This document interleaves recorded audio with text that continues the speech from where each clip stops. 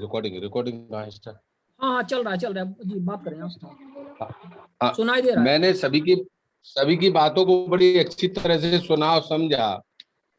मेरी भी इस तरह से एक समस्या है कि एसडीएम महोदय के आदेश से थाना दिवस के लिए आदेश किया गया और उसमें थाना दिवस में इंस्पेक्टर महोदय द्वारा उस पर आदेश किया और पुलिस के द्वारा उसको मौके पे खेत की एक मेड़ पड़नी थी जो बॉर्डर की है, 2 गांवों का सीमा लगती है, लेकिन उस आदेश को इन्होंने थाना दिवस के रजिस्टर में मेंशन नहीं किया और उसको फिर पुनः तोड़ दी गई, डलवाई गई।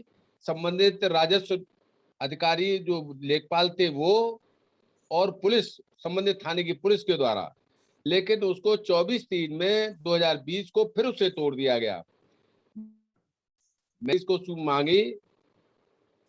मैंने इसको मांगा तो उन्होंने कह दिया कि आपका तो रजिस्टर में मेंशन ही नहीं है, और जबकि इंस्पेक्टर साहब के हस्ताक्षर हैं, एसडीएम महोदय ने आदेश किया है, मैंने टाइम से वहां गया, लेकिन आज तक वो कोई भी निर्णय नहीं लिया जा रहा है। जी, आपका वाजिब प्रश्न है आलमदीप सर, कृपया जवाब देने का कष्ट करेंगे भारत सिंह जी के प्रश्न का। सर अनम्यूट कर लें अपने आप।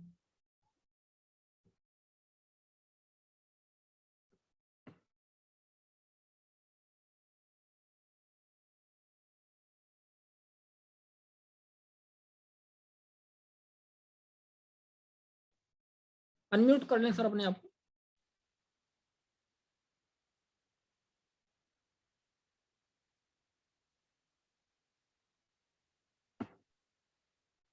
आ रही है आवाज? जी सॉरी शिवानंद जी, मैं का प्रकरण समझ नहीं पाया। भारत सिंह जी एक बार फिर अपने प्रकरण को शॉर्ट में दोहराएं। आपने समझा हो तो आप बता दें। हाँ, मैं ये शॉर्ट में समझा रहा हूँ सर। एक खेत है मेरा, जिसका गाटा संख्या 169 है। उसका इसकी मेरी सीमा तो, एक सीमा कासिमपुर से लगती है, एक कुतुबपुर अमरपुर से लगती है। उसी में तो मेरा कुतुबपुर अमरपुर में है और दूसरे विपक्षी का कासिमपुर में पड़ता है। तो उसकी मेड़ को तोड़ देने पर, क्योंकि मैं आउट ऑफ स्टेशन रहता हूं, मैं एक आगरा में रहता हूं और ये अलीगढ़ जनपद की बात है, तो इसमें मैंने आदेश एसडीएम महोदय से कराया। तो उन्होंने आदेश किया कि थाना दिवस में इसका निस्तारण मौके पर जाकर के किया जाए। तो मौके पर जाकर के एसडीएम महोदय के आदेश को मैंने थाने में दिया और थाने में इंस्पेक्टर महोदय ने भी उस पर अपना इंडोर्स किया। उस पर लिखा उन्होंने, कृपया जांच कर आवश्यक कार्रवाई करें। अच्छा, इसका पुलिस भी गई और संबंधित लेखपाल भी गए और उसको 16/11/19 को ये मेड़ डलवा दी गई सीमा की। लेकिन राजस्व निरीक्षक महोदय के द्वारा या वहां ग्राम प्रधान के मिली भगत से उसको साठ गांठ करके उसे पुनः तोड़वा दिया गया 24/3/2020 को। इसके बाद मैंने काफी अनुरोध किया और मैंने इसमें सूचनाएं मांगी और उसकी वीडियोग्राफी भी है मेरे पास। जो मैट डलवाई है उसकी भी वीडियोग्राफी है और जो टूटी हुई है उसकी भी वीडियोग्राफी है, लेकिन मेरे इस पर कोई संज्ञान नहीं लिया जा रहा है। जब भी मैं कहता हूं कि इसके संबंध में आपके द्वारा जो कार्रवाई की गई है, जो वीडियोग्राफी भी है मेरे पास, तो उसके लिए आप मुझे ये लिखित में दे दीजिए कि हाँ हमने नाप करके मैट डलवाई थी, लेकिन संबंधित लेखपाल जो है वो उसको नहीं दे रहे हैं। अच्छा, दूसरी गलती इन्होंने ये कर दी कि जो थाने में जो मैंने कॉपी दी थी उसको समाधान रजिस्टर में एंट्री नहीं किया इन्होंने, और उसकी एक फोटो स्टेट मेरे पास जरूर है। तो ये कहते हैं कि हमारे यहाँ तो कोई आया नहीं, तो मैंने उनके यहाँ नहीं आया, तो ये इंस्पेक्टर साहब ने उस पर अपना इंडोर्स कैसे कर दिया? ये मेरे पास इसकी कॉपी है, उसकी फोटो स्टेट भी है मेरे पास और वीडियोग्राफी भी है जिसमें कार्रवाई की गई है वहां।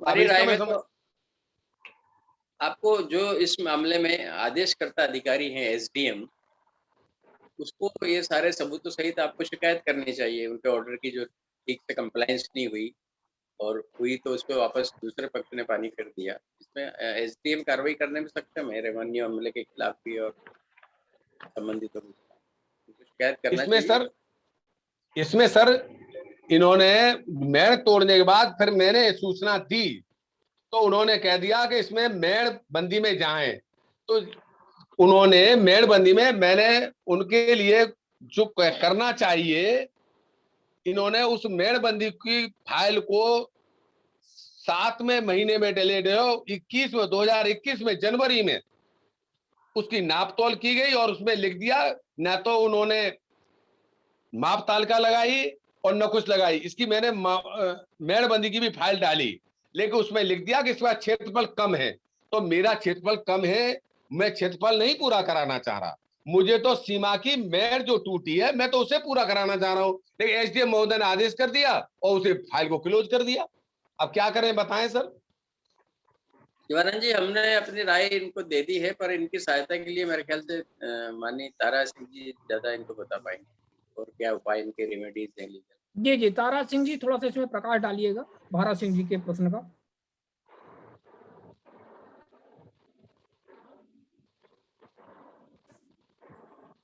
हमें लगता है तारा सिंह जी कार्यक्रम में कुछ टेक्निकल इशू है। ऐसा करते हैं भारत सिंह जी, अपन इस मुद्दे को आगे अगले मीटिंग में आप आइए, अपन इसके बारे में विस्तार से चर्चा करेंगे। अभी हम लोग अगला प्रश्न ले लेते हैं। अच्छा सर, किस अब अगली मीटिंग कब पड़ेगी बस सर? बस यही टाइम, जब आप जुड़े हैं इसी लिंक पर आप आ जाइए।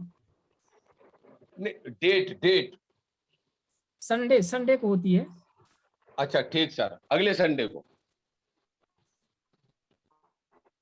विद्यानंद जी आपका, हाँ विद्यानंद जी आपने कुछ अपना हैंड रेज किया हुआ है, कृपया अपनी बात रखें विद्यानंद जी।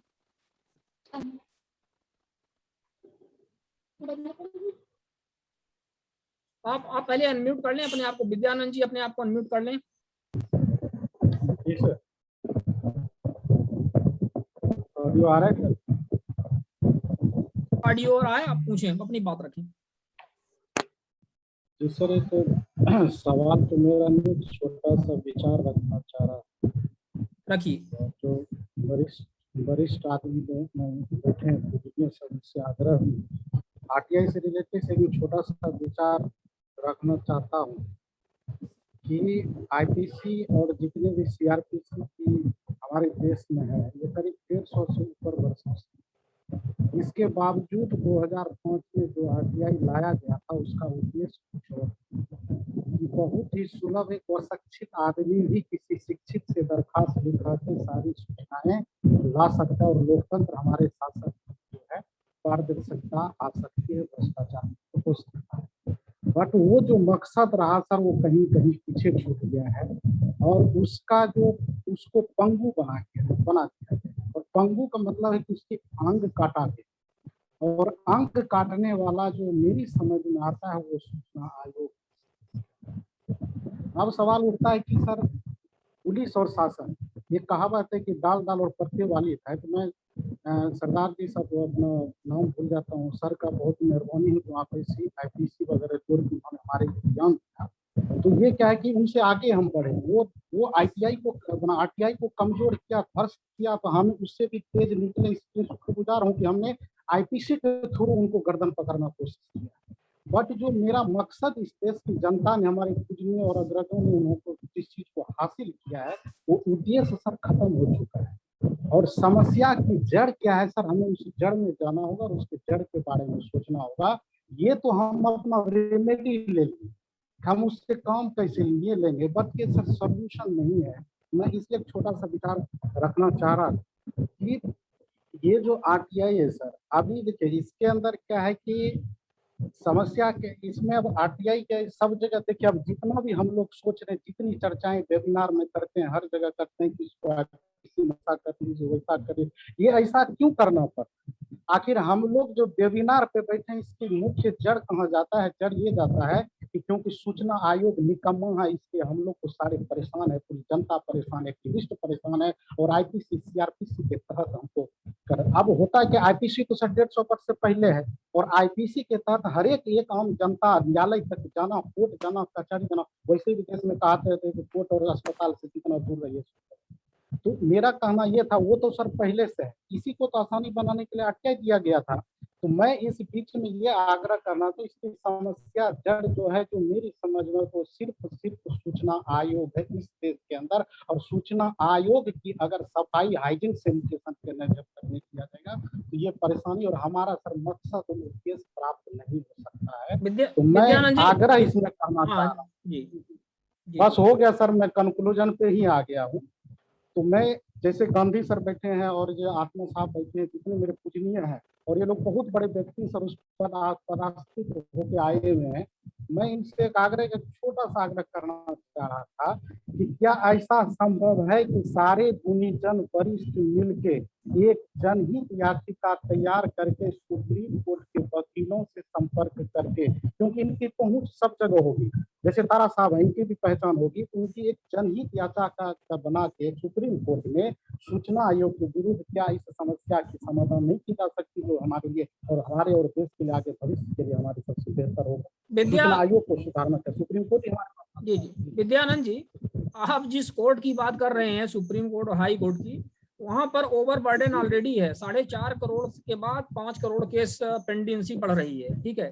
तो आपको ये लगता होगा कि यदि स्टेट इंफॉर्मेशन कमीशन या सेंट्रल इंफॉर्मेशन कमीशन या सिंपली इंफॉर्मेशन कमीशन काम नहीं कर रहा है तो हम जाकर के वहां से कुछ राहत पा लेंगे। तो मुझे लगता है कि हमारी बहुत बड़ी मृग मरीचिका है, क्योंकि कोर्ट में आप PIL दायर करेंगे, रिट पिटीशन दायर करेंगे, तो उसका कब निराकरण होगा ये भगवान भी नहीं जानता है, हमें तो लगता है। तो मतलब कोर्ट जो है वो भगवान से भी ऊपर वास्तव में हो गया है हमारे देश का।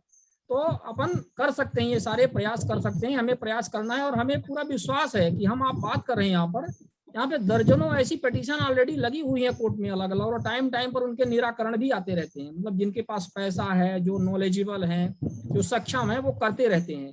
तो ये बराबर ये चल रहा है, हम और लगा देंगे आपका कहना है तो।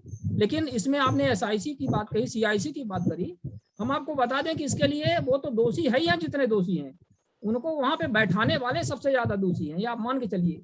न्यायपालिका तो है ही अपने स्थान पे जितनी है, हमारे देश की जो विधायिका है वो देश को बर्बाद कर रही है, इस बात को आप मान के चलिए। जिस दिन ये जनता इस बात को समझ जाएगी उस दिन इसका कल्याण हो जाएगा। हमारे देश में जब हम वोट देने जाते हैं तो हम मूर्खों की तरह वोट देते हैं, हम भेड़ बकरियों की तरह काम करते हैं, समझ रहे हैं आप।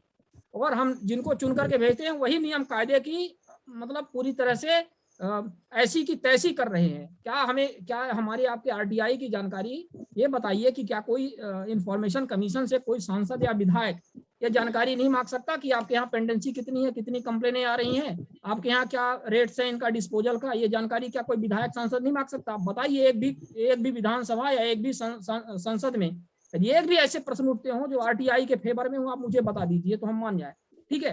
तो ये सबसे बड़ी बात यह है कि जो इसकी अल्टीमेट पावर जो ये विधायिका को दी गई है, जो जनप्रतिनिधि चुन के जाते हैं, जो नियम कायदा बनाते हैं, और वही इसकी ऐसी की तैसी कर रहे हैं, वही कहीं ना कहीं डायरेक्ट तौर पे, ठीक है। हम कहते हैं कोई अच्छा एक आध जज की आप बात करिए या कोई इंफॉर्मेशन कमिश्नर की बात करिए, ठीक है। वो यदि अपना कोई अपने आइडियोलॉजी पे वो केंद्रित है और वो बहुत अच्छा निर्णय दे ही देता है, तो उससे बहुत बड़ा सुधार मुझे नहीं लग रहा है कि आ पाएगा। कहीं ना कहीं वो सारे लोगों पर, चाहे वो इंफॉर्मेशन कमिश्नर हो, चाहे वो जज हो, इनके ऊपर या कि ये स्वयं इस बात के लिए रहते हैं कि हमारा प्रमोशन हो, हम वकील हैं तो हम जज बन जाएं, हम चाटुकारिता करें सरकार की तो वो जज बन जाते हैं, वो चीफ जस्टिस बन जाते हैं, चाहे वो किसी स्टेट के हों, चाहे मतलब स्टेट हाई कोर्ट के हों, चाहे वो सुप्रीम कोर्ट के हों। फिर बाद में वो वहां से बनने के बाद वो चाहेंगे कि हम प्रधानमंत्री भी बन जाए तो हमें संसद सदस्य भी बना दिया जाए, चाहे हम मेंबर ऑफ पार्लियामेंट बन जाए या बैक साइड से हम चले जाएं, राज्यसभा का सांसद बन जाएं। तो ये सारी चीजें क्या है, आपको क्या लगता है? तो कहीं ना कहीं ये बहुत बड़ा इशू है। इसको लेकर के मतलब हमें लगता नहीं है कि हम सिर्फ इसमें इंफॉर्मेशन कमीशन को ही या कमिश्नर को ही पूरी तरह से दोष देंगे। भाई इंफॉर्मेशन कमिश्नर को बैठाने वाला कौन है, कैसे इनकी नियुक्ति होती है, पारदर्शिता की बात आती है, सही चुने जाएं, सोसाइटी से चुने जाएं, वो पत्रकार आए, सोशल सेक्टर के लोग आए, RTI एक्टिविस्ट आए, हम सब यही बात करते हैं ना। लेकिन उनको चुनने वाला कौन होता है? सत्ताधारी पार्टी होती है, जो गवर्नमेंट होती है, और जो विपक्षी दल का होता है, जो प्रतिपक्ष का नेता होता है, वो करते हैं चुनाव, इनका करते हैं। क्यों ये ऐसे लोगों को बैठाते हैं? आप लोग जरा इस पर भी विचार करिए। तो ये सब बहुत बड़े बड़े मुद्दे हैं, इनको अपन एक व्यक्ति पर या एक आयोग भर पर अपन इसको पूरी तरह से वो करके नहीं कर सकते हैं। और मुझे लगता है कि ये बहुत अपन इसके बारे में आगे भी डिस्कशन करेंगे। आपका कंसर्न अपन नोट कर रहे हैं। 2 सेकंड सर, सिर्फ 2 सेकंड बोल रहा हूँ कि वो आप जितनी बात बिल्कुल आपने पूरा डिटेल्स में कह दिया सर, और मैं उस चीज को समझ रहा हूँ। मेरा कहना था कि खैर इस चीज में सर आशा छोड़ ही नहीं सकते, आशा पे दुनिया टिका हुआ है, और जब कोई नहीं होता तो वो सुप्रीम कोर्ट अदालतें होती है। ये जो आपने बात कहने सर बिल्कुल सही कही है। देखिए यहाँ पर होता क्या है कि जो इंडिपेंडेंट बॉडी है, जो सरकार के अंदर है, वो तोता हो जाता है। सीबीआई को बना दिया तोता, और जो न्यूट्रल बॉडी है, जो सीआईसी है, जो न्यूट्रल बॉडी होता है, उसको भी तोता बना देता है। कैसे? इनडायरेक्ट पीछे दरवाजा से नियुक्ति के द्वारा वो भी तोता हो गया। तो कहने के मतलब हम आम जनता, देखिए कोई न्यूट्रल नहीं सर इस देश में, ना तो न्यूट्रल है ना कुछ है, वो सब सरकार के अंदर ही होता है। मेरा कहना है आशा पे दुनिया टिकी है, सुप्रीम कोर्ट पे फिर भी टिका हुआ रहता है, तो आशा पे टिका है, प्रयास जारी रहना चाहिए। तो आरटीआई भी सर कौन सरकार देता सर, लेकिन हमारे पूर्वजों ने किस जनता को विद्यानंद जी, जनता जागृत होनी चाहिए। ये हमारा लोगों का काम सुप्रीम कोर्ट बदलने का, सरकार को बदलने का नहीं है। हमारा लोगों का काम है जागरूकता फैलाने का। हमारा लोगों का काम जो है वो जागरूकता फैलाने का है। आप जहां हैं लोगों को जागरूक फैलाइए। आपसे जो जागरूक लोग हों वो जाकर के जागरूकता फैलाएं। सभी लोग एक दूसरे को जागरूक बनाइए, जागरूकता फैलाइए। जनता जिस दिन जागरूक हो जाएगी उसी दिन लोकतंत्र बचेगा, वरना ये स्थितियां चलती रहेंगी। इसमें हम कुछ नहीं कर पाएंगे। ऐसा छोटा सा उपाय मैंने सोचा थोड़ा जानकारी दो, इसमें अगर कुछ मेरे को होगा आप एक राय दीजिएगा। अभी इलेक्शन है हमारे यहाँ पंचायत का, मैंने आरटीआई के द्वारा अभी भी 2-3 डाले हैं सर। पंचायत में कितनी फंडे आती है और क्या हिसाब किताब इन्होंने क्या 5 साल में नहीं किया है। और मैं एक चीज प्लानिंग सोचा हूँ, आप बड़े बुजुर्ग हैं, आप बताएंगे इस चीज को कि पंचायत अगले महीने हमारे ग्राम प्रधान ये सब चुना है, तो मैं एक जनसेवक होने के नाते अपना तरफ से जो 2-4 हजार खर्चा हो कि एक जन जागरूक लेके सही वोटिंग करने के लिए और एक अच्छे इंसान को वोटिंग करने के लिए आपको लगता है काम करे। और जो हमने आरटीआई के द्वारा कलेक्शन डाटा किए हैं इन 5 वर्षों की पंचायतों के ऊपर किए, क्या क्या किए और क्या नहीं किए, उसका एक पोस्टर बनवा के गाड़ी पे लगवा के और 10-15 मिनट पे एक वीडियो अच्छी बात है जो जनता के समझ में आ जाए उससे रिलेटेड, ये इसके लिए सोच रहा हूँ।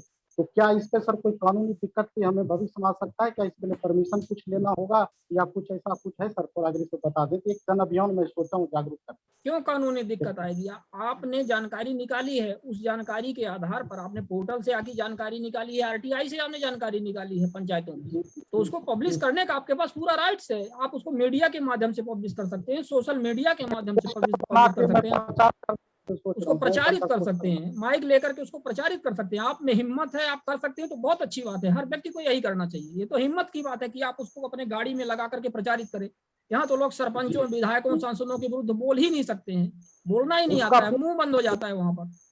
पूरा फंड दिखाऊंगा मैं पोस्टर बना के। बिल्कुल बिल्कुल आप दिखाइए। और जब आप ये करिए तो हमारे वेबिनार में आप जुड़े रहिए, उसको शेयर भी करिएगा, बताइएगा कि आप इस तरह से कर रहे हैं। आप उसका एक वीडियो बना लीजिएगा 2-3 मिनट का और कंपाइल करके दिखाइएगा, बाकी लोग भी इसको देखें। और सर इसमें बोल रहे हैं कि हाँ यहाँ पे आदित्य सर को, हाँ आदित्य सर को जोड़ना चाह रहे हैं। हाँ आदित्य सर, हमारे बीच पहली बार हमारे निवेदन पे भोपाल के वरिष्ठ पत्रकार श्री शिवहर्ष सुहालका भी जुड़े हैं। वो मध्य प्रदेश में ऑनलाइन जर्नलिज्म के प्रणेता है। सबसे पहले उन्होंने शुरू किया था ऑनलाइन जर्नलिज्म, वो हमारे बीच है। अगर उनके विचार आप जानना। क्या हमने नाम बताया सर? श्री शिवहर्ष सुहालका। एक मिनट, मैं सबको अब अनम्यूट कर देता हूँ। तो अभी अपने से आप लोग चैट बॉक्स में अपना, हाँ ठीक है, आप वो अपने आप को अनम्यूट कर सकते हैं। वरिष्ठ पत्रकार महोदय कृपया अनम्यूट करें और अपने आप को, और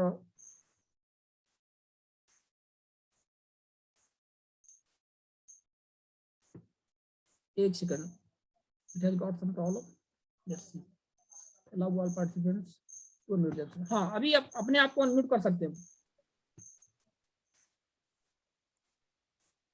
Aditya sir please call him, उनको आप बुलाइए हमारी स्क्रीन पे। शिवहर्ष सुहालका जी आप मौजूद हो तो कृपया अपनी आवाज दीजिए।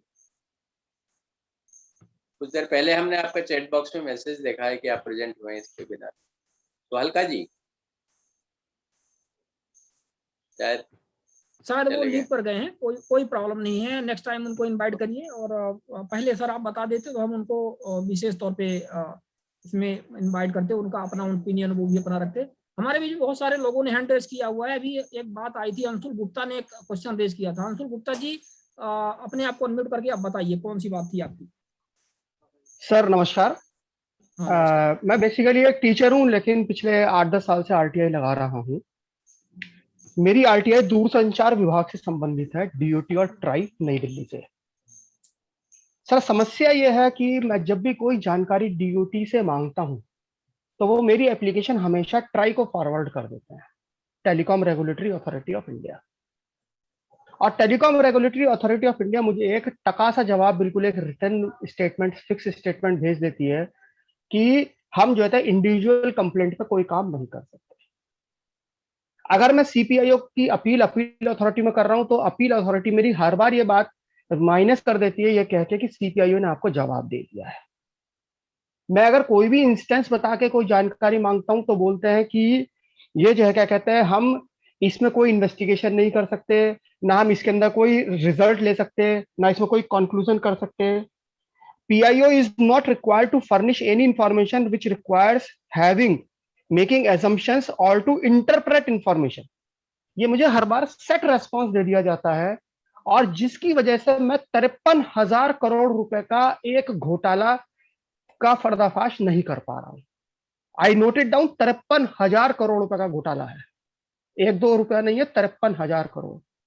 मैं माननीय जो है सीपीआईओ से, माननीय जो भी स्टेट इंफॉर्मेशन कमिश्नर से, सबसे जानना चाहता हूं। मैंने एक पोस्ट भी पढ़ा था कि इसके अंदर लीगल कार्रवाई भी हो सकती है, इसमें एफआईआर भी हो सकती है। मुझे प्लीज ये गाइड कीजिए, क्योंकि अगर अपील अथॉरिटी और सीपीआईओ के खिलाफ मैं एफआईआर करना चाहूं तो किस किस एक्ट के तहत कर सकता हूं, क्योंकि जब तक ये लोग फंसेंगे नहीं, जब तक इन लोगों को कानूनी रूप से जवाब नहीं दिया जाएगा, ये तब तक टका सा जवाब देते रहेंगे। प्रोसेस वायलेशंस होते रहते हैं। मैं जानकारी मांगता हूं प्रोसेस की तो मुझे जानकारी नहीं मिलती, ना सीपीआईओ देता है और ना जो है सर मेरे को अपील अथॉरिटी देती है। मैं कस्टमर एडवोकेसी ग्रुप जो सीएजी होते हैं ट्राई की तरफ से, उनके भी कई लोगों के पास जा चुका हूं, लेकिन मुझे हर वक्त हर बंदा लेक्चर दे देता है, मेरी काम पे कोई कार्रवाई नहीं होती। मतलब टोटली डेड स्टक है। ट्राई मुझे बोलता है कि we can not work on individual complaints. TRAI बोलता है कि सर हम जो है आपकी बात को एजम्पशन बना के कोई इंफॉर्मेशन नहीं दे सकते, हम आपकी जानकारी को कंप्लेंट मान रहे हैं और काम करते हैं। सर आपने कराया, फतेह चंद जी ने कहा है कि सीआईसी के पास जाइए। सर सीआईसी सर के पास भी एक अपील को लेके गया था, उन्होंने जो है सर मुझे आधी अधूरी जानकारी दी। मैटर मैंने जो है दिल्ली हाई कोर्ट में अपील की, लेकिन दिल्ली हाई कोर्ट ने भी प्रेशर में आकर के ना तो रेस्पोंडेंट से कोई जानकारी मांगी और मेरा केस रेगुलर क्यू में कर दिया। क्षमा चाहूंगा ये कहकर के, आपको बहुत दुख होगा, पिछले 3 साल से मेरा केस हाई कोर्ट में बिना सुनवाई के पड़ा है, बिना सुनवाई के सर, बिना सुनवाई के पड़ा है सर। तो सर कोर्ट भी जो है जो मैं सुन रहा था, कोर्ट भी जो है क्या कहते हैं, वो जो है इनको सबको फेवर कर रही है। मुझे प्लीज ये जानकारी दीजिए, क्या एफआईआर वगैरह करके मैं इन सीपीआईओ को और अपील अथॉरिटी को कह सकता हूं कि नहीं जी आप मुझे कानूनी जवाब दीजिए, चूंकि आप पोस्ट हैंडल करते हैं, गवर्नमेंट ने आपको जिम्मेदारी दी है, आप उसके एवज में मेहनताना भी लेते हैं, तो आपको मुझे जानकारी देनी होगी, नहीं है तो यार लीगली अकाउंटेबल। प्लीज मेरी इसमें मदद कीजिए। कहे तो मैं लेटर दिखा सकता हूं, लेटर की कॉपी, कि जो है सर वो जो क्या कहते हैं, लेटर की कॉपी सर, ये वीडियो अगर आप मेरा देख सकते हैं तो सर ये रही letter. Can you see my video sir? Sir can you see my video? आपका वीडियो अंशुल गुप्ता जी दिख रहा है, लेकिन बहुत क्लियर, ठीक है, उसकी जरूरत नहीं है। आपने अपनी जो बात कही है, आत्मदीप सर आपकी बातों पर अपने कमेंट्स रखेंगे जो पॉसिबल है। देखिए 2 बातें हैं, एक तो हाई कोर्ट में जो आपकी 3 साल से पेंडिंग है आरटीआई से जुड़ी, एक तो उसको आप मेंशन करा सकते हैं अर्ली हियरिंग के लिए, अपने एडवोकेट के जरिए। दूसरा, जिसकी हमने थोड़ी देर पहले जानकारी दी थी और पिछले वेबिनार में भी उसकी जानकारी दी गई, लीगल एम्बिट जो पोर्टल है, तारा सिंह जी उसके सक्रिय भागीदार हैं, शायद अभी नहीं है, अभी थे वेबिनार में कुछ देर पहले। उस वो आप देखिए, लीगल एम्बिट पोर्टल की जानकारी आपको शिवानंद जी वाला व्हाट्सएप ग्रुप है उस पे भी है, और हमारे Facebook page right to information journalist पे भी है। वहां आप कांटेक्ट करिए, आपको इस समस्या का निश्चित रूप से समाधान मिलेगा। Thank you sir, thank you. लेकिन सर मैं दिल्ली हाई कोर्ट में पिटिशनर इन पर्सन हूँ, एडवोकेट नहीं है सर। आपको स्पेसिमेन जो भी आप एफआईआर या केस परिवाद दायर करना चाहें कोर्ट में, उसका भी आपको फॉर्मेट भी वो सजेस्ट कर देंगे निश्चित। और वो लोग आपको सलाह देंगे जो खुद ये काम कर रहे हैं आरटीआई को लेकर, परिवाद दायर करना, एफआईआर करना, वो सब करने वाले ही लोग आपको बताएंगे। ठीक है sir, thank you sir. Legal ambit नाम से आप सर्च भी करेंगे, आ जाएगा। ठीक है, थैंक यू सर। अभी यहाँ पर हमारे और साथियों ने अपने हाथ ऊपर किए। अनिल कुमार मौर्य जी हैं हरिद्वार से, और अनिल कुमार मौर्य जी अपनी बात आप रखिए।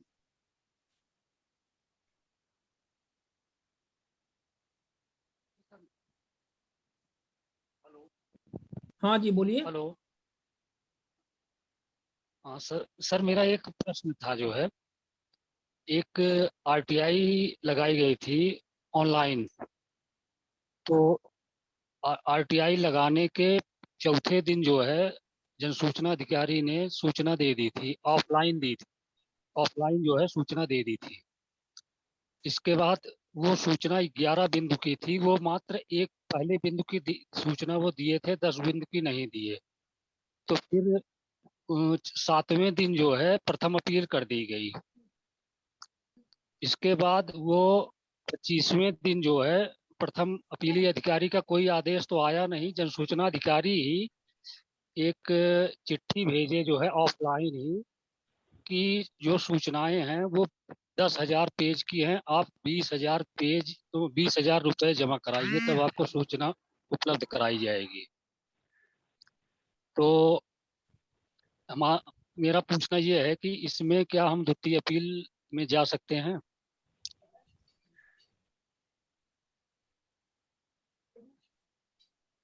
हेलो। आपको 10,000 पन्ने की जानकारी 20,000 रुपए जमा करने के लिए, तो आप उनको पहले एक पत्र आप लिखिए, अनिल कुमार मौर्य जी, और उनसे आप ये कहिए कि जो पहले आपको क्या लगता है कि जो जानकारी आपने मांगी थी वो क्या 10,000 पन्ने की होनी चाहिए? आपको लगता है ऐसा? नहीं, ऐसा तो है नहीं। गांव के जो है विकास कार्यों की जानकारी थी, 5 साल, पिछले पूरे 5 साल का रिकॉर्ड था। अच्छा, तो 5 साल के बहुत सारे रिकॉर्ड तो आपको ई ग्राम स्वराज और मनरेगा में मिल जाएंगे, पोर्टल में, है ना। तो पहले तो आप देख लीजिए कि जो जानकारी आपको वहां मिल जाए वहां से आप हासिल कर लें। दूसरी बात, जो जानकारी वहां से ना मिले, उन जानकारी के लिए आप एक लेटर उनको लिखिए, लोक सूचना अधिकारी को, और उनको ये कहिए कि मुझे नहीं लगता कि जो आप बता रहे हैं कि 10,000 पन्ने की जानकारी है, वो मुझे नहीं लगता कि ये 10,000 पन्ने की जानकारी है, मुझे लगता है कि ये कम होनी चाहिए, इसलिए मैं इसका अवलोकन करना चाहता हूँ आपके कार्यालय में आकर। तो आप उस कार्यालय में जाएं, उन दस्तावेजों का अवलोकन करें, जो जानकारी आपके उपयोग की है वो जानकारी आप छांट लें और उनको बता दें कि ये जानकारी आप हमें दे दीजिए। बाकी शेष जानकारी आप वहां पर उनको साइड में कर दें, क्योंकि वो आपके काम की जानकारी नहीं है। इस तरह से प्रोसेस होती है। यदि इसमें काम बन जाता है तो एक काम ऐसा हो जाता है तो बहुत अच्छी बात है। यदि नहीं होता है तो फिर आप अपील पे जाइए। प्रथम अपील 30 दिन के बाद की जाती है, और प्रथम अपील के फिर 45 दिन के बाद उसमें जवाब नहीं आता मन मुताबिक और आपको जो चाहिए, तो फिर आप द्वितीय अपील पे जाइए, आयोग में अपील करिए, द्वितीय अपील करिए। सर इस प्रकरण में हुआ क्या है, जैसे सूचना ऑनलाइन मांगी गई थी, तो उन्होंने 4 दिन बाद ही 1 बिंदु की दे करके 10 बिंदु की नहीं दी। क्या कहा तो उन्होंने पत्र में? क्या कहा पत्र में? उन्होंने 1 बिंदु की सूचना दे दी कि ये ऐसे लिख दिया, 5 लाइन लिख दिया कि पहले साल इतना पैसा आया, दूसरे साल इतना पैसा आया, तीसरे साल इतना, 5 साल का ऐसे पैसा दिखा दिया कि इतना जो है आय हुआ है। तो देखिए क्या है अनिल कुमार जी, इसी बात से बहुत सारे डाउट्स भी और अन्य हमारे साथियों के भी क्लियर हो जाएंगे जो पंचायतों के लिए काम करते हैं। जब हम आरटीआई लगाएं और विशेष तौर पर पंचायत के विषय में लगाएं तो हमें बहुत स्पेसिफिक होना चाहिए। हम ऐसे नहीं कह सकते कि आप 5 साल के समस्त कार्यों की जानकारी, समस्त आय व्यय का ब्यौरा इस तरह से आप दे दें, तो वो तो कंफ्यूजन वाली स्थिति हो जाती है। 5 साल में जितना रिकॉर्ड है वो सब बता देंगे, वो 10,000 पन्ने हो सकते हैं। तो इसलिए हमें क्या करना चाहिए कि हमें कुछ काम चयनित कर लेनी चाहिए। उस ग्राम पंचायत में भ्रमण करके हमें स्वयं भी पता हो जाता है, उस ग्राम पंचायत के है कि कहाँ कहाँ गड़बड़ियां हुई हैं, और जहां जहां गड़बड़ियां हुई हैं उन्हीं कार्यों की हम जानकारी ले लें। पहले ज्यादातर जानकारियां तो हमें मूल रूप से क्या है कि आपको जानकारी कंप्लेन करने के लिए चाहिए होगी, आप उसकी जांच करवाना चाह रहे होंगे, इसलिए आप ये जानकारी मांग रहे हैं। तो ये जब जानकारी आपको कंप्लेन करने के लिए जानकारी काफी हद तक आपको पोर्टल में ही उपलब्ध हो जाती है, ई ग्राम स्वराज में और मनरेगा के पोर्टल में आपको ये जानकारी उपलब्ध हो जाती है। तो वहां से जानकारी आप प्राप्त कर लें। जो जानकारी आपको ना मिले, जैसे किसी भी कार्य की हम आपको बताएं, पंचायत के कार्यों में तकनीकी स्वीकृत होती है, एक होता है माप पुस्तिका होती है, MB जिसे बोलते हैं, और फिर एक होता है CC होता है, कैश बुक होता है, बिल वाउचर होता है, मतलब 4-5 चीजें ऐसी होती हैं। तो जो किसी भी काम की जांच के लिए जो सबसे महत्वपूर्ण चीज होती है वो होती है TS, MB, CC और आपकी कैश बिल वाउचर, ये चीजें होती हैं। तो उन कार्यों की जहां जहां गड़बड़ी हुई है उन कार्यों की आप ये 4-5 चीजों की जानकारी आप मांग लें, इससे आपका काम हो जाएगा। तो इस बात को आप थोड़ा सा ध्यान रखें। और इसमें आप यही कर सकते हैं कि एक पत्र आप उनको लिख करके आप रिकॉर्ड दस्तावेज का अवलोकन करने के लिए आप बोल दें, और यदि वो दस्तावेज का अवलोकन करवा देंगे तो वो दस्तावेज जो आपको चाहिए आप वहां से उनको छांट सकते हैं। तो इस तरह से तथ्यात्मक जानकारी आप लोग मांगे और प्रश्नवाचक चिन्हों का उपयोग ना करें। एक साथ इतना और एक मत विशेष की जानकारी मांगे, क्योंकि कई बार ऐसे एक आपने कहा कि 1 बिंदु की उन्होंने जानकारी दे दी, 9 बिंदु की नहीं दी, तो ऐसा होता है। ज्यादा अपन बिंदुओं की जानकारी मांगते हैं तो वो कहते हैं कि आपने ज्यादा बिंदुओं की जानकारी मांगी है जो काफी बृहद है। तो इसलिए आप कम कम बिंदुओं की जानकारी मांगिए, एक एक मद विशेष की जानकारी मांगिए, और एक के स्थान पर आप 10 RTI लगा दें, उसमें कोई प्रॉब्लम की बात नहीं है। जो भी है 10 रुपए खर्चा आता है, आपको 100 रुपए खर्चा जाएगा, लेकिन कम से कम ये तो स्थिति होगी कि आपका आवेदन रिजेक्ट नहीं किया जाएगा। ठीक है, तो ये वैसी चीजें, इस पे हम लोगों को हमेशा RTI लगाते समय ध्यान रखने की आवश्यकता है। हमारे बीच में अन्य साथी भी हैं, जागृत लोकशाही। सर हाँ सर, इसमें हम थोड़ा सा कंफ्यूजन ये हो रहा ना, मुझे मेरा मुख्य प्रश्न जो ये था कि जैसे 1 महीने के भीतर ही प्रथम अपील कर दी गई, क्योंकि जल सूचना अधिकारी ने 1 हफ्ते के भीतर ही जवाब दे दिया था, और 1 महीने के भीतर 1 महीने के भीतर ही प्रथम अपील का जवाब तो नहीं आया, लेकिन जन सूचना अधिकारी ने दोबारा जो है 10,000 पन्ने का 20,000 रुपया मांग लिया। तो क्या हम इसके लिए द्वितीय अपील कर सकते हैं? हमारी अपील द्वितीय अपील खारिज तो नहीं होगी? सर, क्या बिंदुवार उसने पैसा मांगा है कि नहीं मांगा? बिंदुवार 10 बिंदुओं में नहीं, बिंदुवार नहीं मांगा है। नहीं तो वो संगणक बिना पैसे कहाँ मांग सकेगा? बिंदुवार नहीं मांगा, उन्होंने लिखा है कि हो सकता है। देखिए, ऐसा है कि जब वो 10,000 पन्ने आपको बताएंगे तो ये भी बताएंगे कि प्रति पन्ने का कितना एक फॉर्मेट होता है, कि प्रति पन्ने का वो कितना ले रहे हैं, 2 रुपए प्रति पेज के हिसाब से 10,000 पन्ने का 20,000 रुपए होगा। कौन सा साइज होगा, A4 साइज है, A3 साइज है, लीगल साइज है, कौन सा पेपर का साइज है, ये भी लिखते हैं। यदि उन्होंने नहीं लिखा है ये, तो इसके आधार पर आप द्वितीय अपील मैं पत्र पढ़ के सुना दे रहा हूँ। हो गया, मैं समझ गया आपकी बात को। इसमें इन्होंने ये लिखा है। अनिल कुमार जी, मैं आपकी बात को समझ गया। ज्यादा आप अपन खींचेंगे तो अन्य हमारे जो साथी हैं उनके प्रश्न रह जाएंगे, तो हम सबको थोड़ा थोड़ा सुन ले। एक सवाल है छोटा सा। हाँ संजय दुबे जी, आपकी बात भी अपन सुनते हैं। थोड़ा सा पहले हम और प्रश्न ले लें। हमारे जागृत लोकशाही से हमारे एक साथी हैं जिन्होंने हैंड रेज किया हुआ है, कृपया आप अपनी बात रखें। सभी साथियों को नमस्ते। पहले तो आवाज आ रही है? हाँ, आ रही है आपकी बात। हाँ, सभी साथियों को पहले तो नमस्ते। मैं सांगली से जागृत लोकशाही का एडिटर रोहित शेख बात कर रहा हूँ, महाराष्ट्र से। जी, स्वागत है। तो RTI के बारे में मुझे एक क्वेश्चन है कि जब RTI की अर्जी दाखिल करते हैं उसके बाद भी वो इंफॉर्मेशन देते नहीं POI, उसके बाद प्रथम अपील करते हैं, प्रथम अपील का और आदेश होने के बाद भी POI अपील यानी क्या बोलते हैं अपनी जानकारी नहीं देते, और द्वितीय अपील करने के बाद कम से कम आज 4-4, 5-5 साल हुए आयोग में पेंडिंग है, सुनवाई नहीं हो रही। तो इसके रिगार्डिंग क्या कर सकते हैं? अब इस विषय पर क्या कर सकते हैं, ये तो बहुत ही एक तरह से ऐसा प्रश्न है। सुरेंद्र कुमार जैन जी हमारे बीच में जोधपुर से हमारे साथी हैं, जो अच्छे RTI कार्यकर्ता हैं, बहुत अच्छा काम कर रहे हैं। सुरेंद्र कुमार जैन जी, आप थोड़ा सा अपने आप को अनम्यूट कर लें। और हमारे साथी जो नए इस बार जुड़े हुए हैं, जागृत लोकशाही के जो एडिटर हैं साहब, पत्रकारिता से भी जुड़े हुए हैं, उनका क्वेश्चन काफी वाजिब है। और जैन साहब, आपको क्या लगता है कि ये जो प्रथा चल रही है 4-4, 5-5 साल से? सभी को मेरा नमस्कार।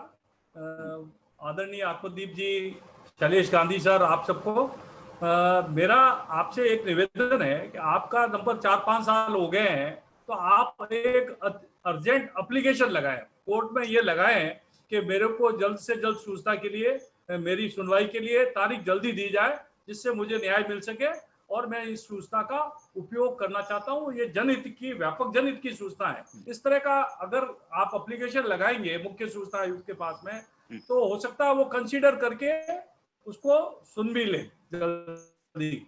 ऐसा होता है, ये भी एक प्रयत्न किया जाना चाहिए। एक मिनट आपसे, आपके एक मिनट बात करूं? हाँ सर, बोलिए। क्षमा प्रार्थी आपको रोकने के लिए 1 मिनट। काफी राज्यों की ऐसी स्थिति है, जैसे कि आप राजस्थान की बात करते हो, तो राजस्थान में जो आप राज्य सूचना आयोग की जो सुनवाई है वो करीब करीब 2 साल के बाद ही संभव हो पाती, क्योंकि वहाँ पे जो सूचना आयुक्त हैं उनकी संख्या बेहद कम है और वहाँ केसेस जो हैं वो ज्यादा है, अपील ज्यादा है।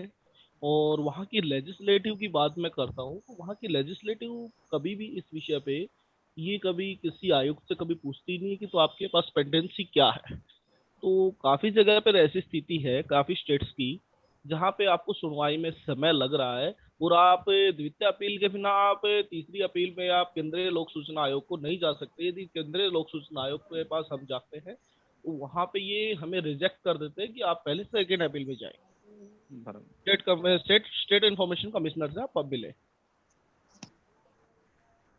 शर्मा जी, मैं आपको बताना चाहूंगा, इस बारे में काफी जगह पद खाली है। अगली भारद्वाज जी का केस चल रहा है, मेरा भी एक केस चल रहा है सुप्रीम कोर्ट में, इसी मैटर पे के कितने आईसी होने चाहिए। मतलब एक स्टेट में ये तय कैसे होगा कि 20,000 केस की पेंडेंसी है और वहां पे 2 लगा के छोड़ दिए जाएंगे या 4 लगा के छोड़ दिए जाएंगे। तो इसके लिए सामूहिक प्रयास चल रहा है। अब इसका नतीजा आने में हो सकता समय लगे, पर हमने माननीय सुप्रीम कोर्ट में इस बारे में एफिडेविट फाइल किया है कि हर स्टेट में अप्रोक्सीमेटली 3,000 साढ़े 3,000 केस डिसाइड होते हैं एक साल में। एक सीआईसी करता है, आईसीसीआईसी जो भी, वो एक डिसाइड करते हैं। तो उस प्रपोर्शनलिटी रेशियो के हिसाब से 10 तक दी हुई है संख्या, तो एटलीस्ट वो लगाया जाए। और कई स्टेट में 8,000 केस पेंडिंग है और वहां पे 8 लगे हुए हैं। पंजाब, हरियाणा में मैंने ये स्टडी की थी, वहां 8,000 केस, 9,000 केस पेंडिंग है, 8-9 लगा रखे हैं। तो ये हर स्टेट के अलग अलग स्टैटिस्टिक्स चल रही है, पर इसके लिए कोई ऐसा प्रावधान नहीं है। पर अब इसमें सुप्रीम कोर्ट से हम ये चाहते हैं कि गाइडलाइंस मिले कि इस पे कैसे डिसाइड होगा। हर बार हम कोर्ट आए, कोर्ट ये डायरेक्शन दे कि 4 लगाया जाए, 5 लगाया जाए। तो इसके लिए सुप्रीम कोर्ट से हमारा निवेदन चल रहा है, तो जल्दी कोई ऐसा निर्णय आ जाए तो उससे अपने को राहत मिल सकती है। बाकी जल्दी सुनवाई के लिए भाई साहब ने अभी फरमाया था, शर्मा जी ने, कि एप्लीकेशन लगाने पे कंसीडर करते हैं। मैंने तो एप्लीकेशन लगा के पहले सुनने की है, कंसीडर मुख्य सूचना आयुक्त से मिल के मैंने कहा था, तो उन्होंने कहा कि भाई आपको आपस एक एप्लीकेशन लगा दीजिए, तो हम जल्द सुनवाई में लगा देंगे। सुरेंद्र जी, आपने जो बात कही ना, वही बात हमने एप्लीकेशन दे के अभी 2 से 3 बार हमने ऑलरेडी एप्लीकेशन दिए हैं हर साल, पर क्या हो रहा है उसमें उनका जवाब ही नहीं आ रहा कुछ। तो फिर आपको हाईकोर्ट जाना पड़ेगा, इसके अलावा कोई चारा नहीं है। इसमें अपने पास में कोई ऐसी दूसरी रेमेडी नहीं है कि अपन कुछ उसमें कर सके। माननीय आत्मदीप जी भी बैठे हैं और अपने से ज्यादा जानकार और उनको सब चीजें मालूम है, उस पर वो ज्यादा प्रकाश डाल सकते हैं कि दूसरी रेमेडी नहीं है अपने पास। अपन हाईकोर्ट जाके ये लगा सकते हैं कि हमें सूचना की अति आवश्यकता है, इसमें तो कोर्ट डायरेक्शन दे सकती है कि महीने भर में सुनवाई करो। ऐसे जजमेंट भी हुए हैं राजस्थान में कुछ मामलों में। नहीं, कर्नाटक का और गुजरात हाईकोर्ट का एक ये था ये इतना शिवानंद जी कर रहे हैं, एक स्टेज पे लाके सारी काम करने की कोशिश कर रहे हैं, ये धन्यवाद है इनका। कि बाकी आज की तारीख में कार्य करना बहुत मुश्किल है। राइट टू इंफॉर्मेशन सभी अधिकारी कर्मचारी सब जगह ऐसी हालतें खराब है। राजस्थान की तो हम अब जानते हैं, पर और भी स्टेट सबकी हालत खराब है। आप क्या करेंगे? अपन को सामूहिक प्रयास करना पड़ेगा, अपने को सामूहिक पीआई लगानी पड़ेगी, ऐसा कुछ स्टेप उठाना पड़ेगा जिससे ये सूचना अधिकार बच सके, नहीं तो इसका पूरा खात्मा हो जाएगा, जो हो रहा है अभी धीमे धीमे। हम ऐसे नहीं, मामले आपके में बात मैं से अभी सही हूँ, आपके बात से सहमत हूँ सुरेंद्र जी, बराबर। सर नमस्कार सर। जी हमें लगता है कि हमारे बीच में राजू पोद्दार जी ने भी हैंड रेज किया हुआ है। क्या पूछना चाह रहे हैं आप राजू पोद्दार? चित्रकांत शर्मा जी थोड़ा वेट करिएगा, हम लौटते हैं आप तक वापस। राजू पोद्दार अपने आप को अनम्यूट कर लें।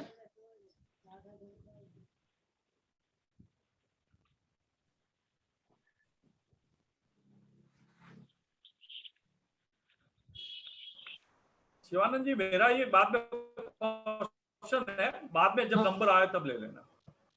आपका क्या प्रश्न? मैं चित्रकांत सर। जी बिल्कुल सुरेंद्र जैन जी, आपका स्वागत रहेगा। चित्रकांत शर्मा। आत्मदीप जी से सर, आप लोगों से आत्मदीप जी से सर विशेष नहीं तो आप पूछ लीजिए। हाँ बिल्कुल। 30 दिन में अनुतोष पारित कर दिया जाता है। 30 दिन में जो भी डिमांड है वो राइज कर दी जाती है कि इतने पैसे जमा कराओ। तो जो एक ऑर्डर पे वो नक्शों के चार्जेस वगैरह के लिए क्या मुख्य सूचना आयुक्त महोदय मौखिक आदेश देकर उसमें कोई बदलाव कर सकते हैं?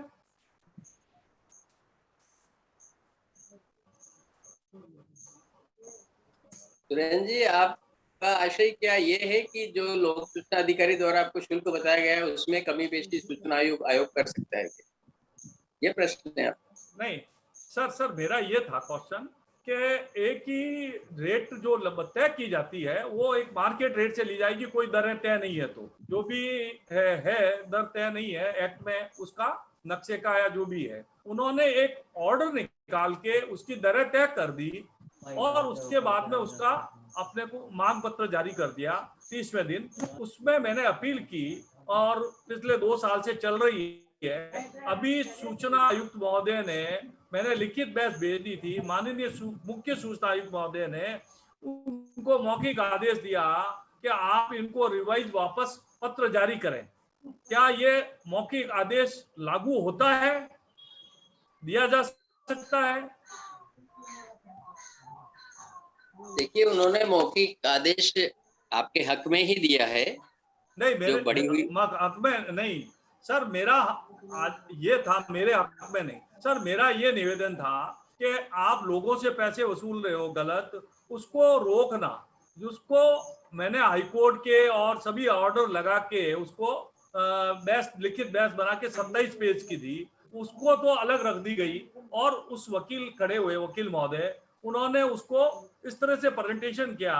तो उन्होंने पहले ये मौखिक आदेश दिया कि आप दूसरा पत्र जारी करें, तो उन्होंने तो वही वापस जारी कर दिया, फिर वापस एक दूसरा पत्र जारी किया। तो क्या ये इस तरह से हो सकता है? क्या मौखिक आदेश दिए जा सकते हैं? क्या दिए जा सकते हैं, लेकिन जो आवश्यक निर्देश दिशा निर्देश है वो रिकॉर्ड का हिस्सा होना चाहिए, ऑन द रिकॉर्ड आने चाहिए, वो उनको लिखित में देना चाहिए। अभी आपने देखा होगा सुप्रीम कोर्ट ने भी एक ताजा आदेश दिया है, इसमें सभी हाई कोर्टों को कहा है कि आदेश के हाई कोर्ट के जजेस मौखिक निर्देश न दें, वो अपने आदेश में वो सारी बातें शामिल करें, क्योंकि वो रिकॉर्ड का हिस्सा होता है।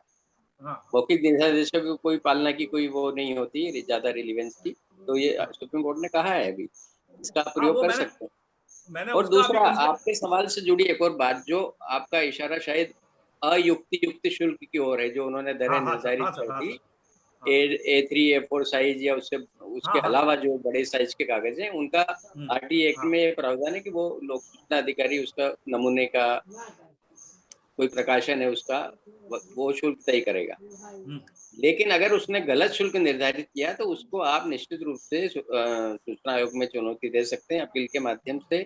ऐसा केस हमारे कोर्ट में आया है सूचना आयोग में। ये परिवहन विभाग ने, परिवहन आयुक्त ने सूचना के अधिकार के तहत जो वाहनों से संबंधित कागजात मांगे जाते हैं, कोई गाड़ी के रजिस्ट्रेशन का सर्टिफिकेट, फिटनेस सर्टिफिकेट वगैरह, तो जो ये वाहन मालिकों से जो इतना पैसा लेते हैं, एक कागज के 500 रुपए, 250 रुपए एक कागज के, एक पेज के, A4 A3 साइज के, इतनी रेट तय की हुए, वो इनके डिपार्टमेंटल प्रक्रिया में जो आदमी आता है वाहनों से संबंधित, उनके लिए वो दर है। वही दरें इन्होंने आरटीआई के लिए लागू कर दी मध्य प्रदेश के परिवहन विभाग ने, और लोग जिसने भी गाड़ियों की मांगी थी जानकारी, उसको कहा कि आप इतना इतना शुल्क जमा कराइए, जो बहुत ज्यादा था। तो उस पे हमने फिर ये आदेश पारित किया कि ये लोक सूचना अधिकारी को A3 A4 साइज से ज्यादा के साइज के, बड़े साइज के कागज का, नक्शे का, नमूने का, कंप्यूटर में आपको भंडारित जानकारी कोई फ्लॉपी में, डिस्क में दे रहे हैं, सीसीटीवी कैमरे की फुटेज दे रहे हैं, इन सब का शुल्क वो वास्तविक लागत के आधार पर तय कर सकता है। लेकिन यहाँ जो दरें तय की गई है आरटीआई के मामलों में, ये वास्तविक लागत से कई गुना ज्यादा है, 100 गुना से भी अधिक। तो ये अनाप शनाप शुल्क निर्धारित करने का अधिकार नहीं है, ये न्याय संगत नहीं है, प्राकृतिक न्याय के सिद्धांत के भी खिलाफ है। इसलिए इन दरों को रद्द किया जाता है और सूचना के अधिकारों के तहत आप वास्तविक दर तय करें।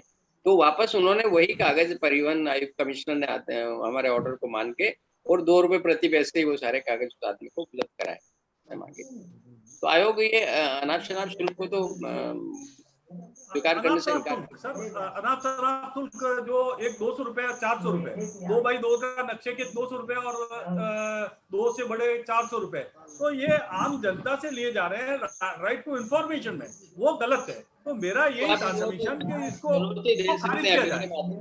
बिल्कुल, और आयोग सक्षम है उसको, नहीं सक्षम है, पर वो ऑर्डर नहीं कर रहा है, ऑर्डर न करके उसको मौखिक आदेश देके उसको बदलाव कर रहा है।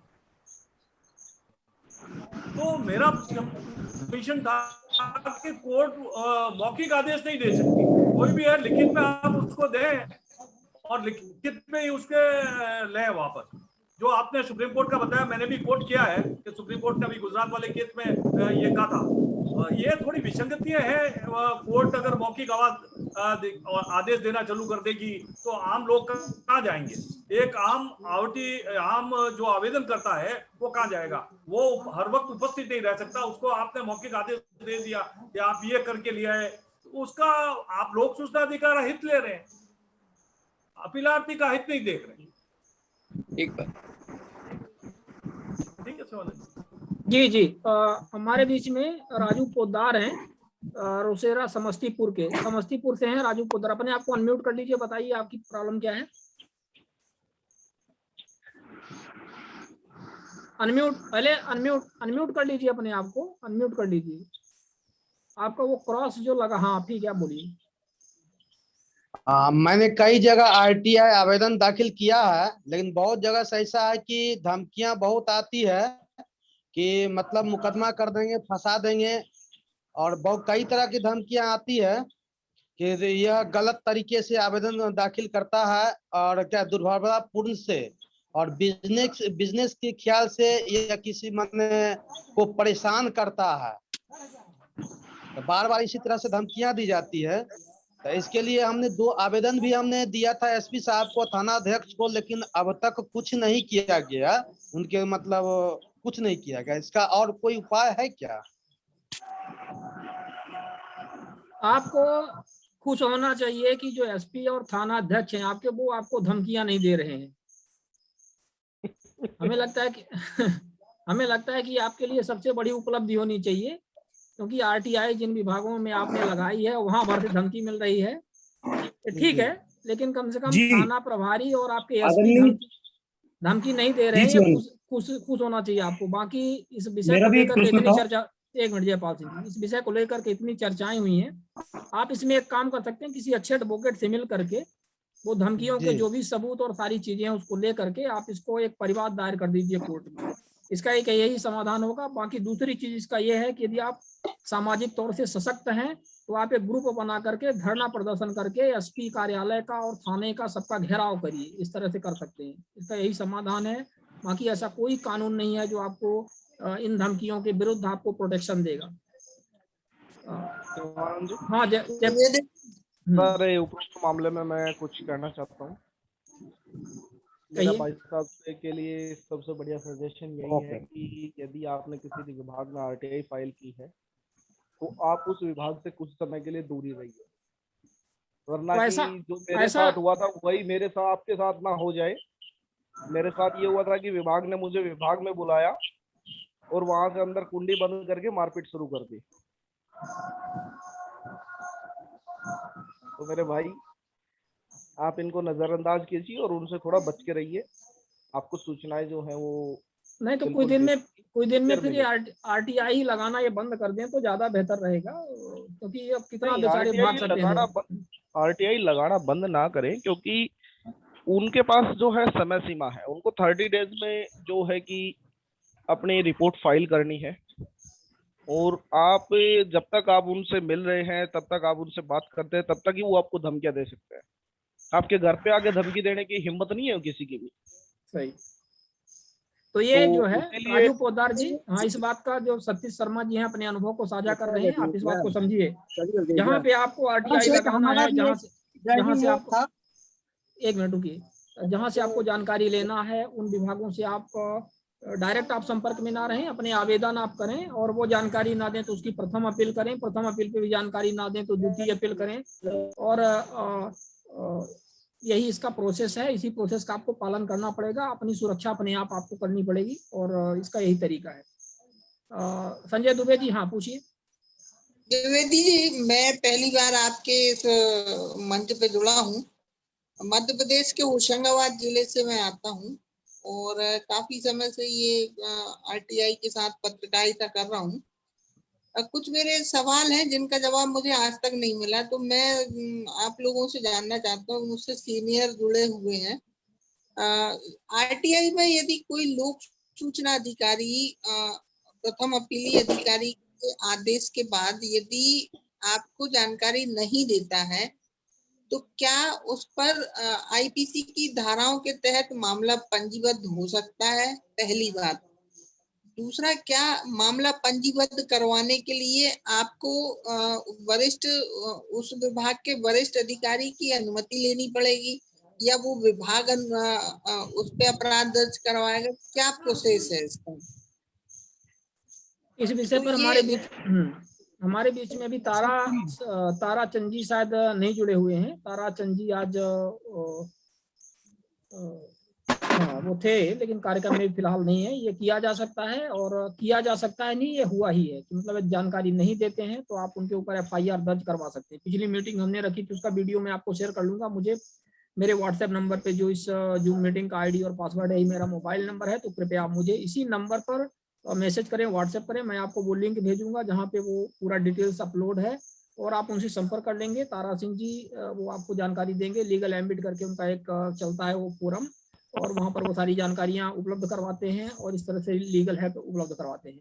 ये इस विषय में हरियाणा, मैं बताऊंगा ना, आप मुझे मैसेज करिएगा, मैं उनका नंबर दूंगा, तो आप उनसे संपर्क कर लीजिएगा, वो आपकी हेल्प करेंगे। उन्होंने करवाया हुआ है दर्जनों एफआईआर, वो लोगों का काम ही है। और राव धनबीर सिंह जी हैं, तारा सिंह जी हैं, ताराचंद जी हैं, वो बहुत एक्टिव हैं इस मामले में। और सवाल अब यही है कि ये करने को तो आप सब कर सकते हैं यदि आप चाहें तो, ठीक है, लेकिन अब आप आरटीआई छोड़ करके फिर यही करने लगेंगे, और यही हो ही रहा है भाई। आपको यदि आईपीसी और सीआरपीसी में ही फंसना है अंत में आकर के, और यही सब करना है, तो फिर आरटीआई की जरूरत क्या थी? तो प्रॉब्लम ये है, इसलिए इसका कोई उपयोग नहीं करता है। लेकिन पॉसिबिलिटी तो वहां भी है, संवैधानिक अधिकार है आपके पास, बिल्कुल कर सकते हैं। उन्होंने वायलेट किया हुआ है, लॉ है, आरटीआई एक्ट है, कानून है, कानून का वायलेशन करेगा तो सीधी सी बात है उसका प्रावधान है, तो आप इसको कर सकते हैं। मैं आपको उनका नंबर दूंगा और वो उसकी पूरी मदद करेंगे आपकी। सर नमस्कार सर। हाँ, चित्रकांत शर्मा जी बताइए।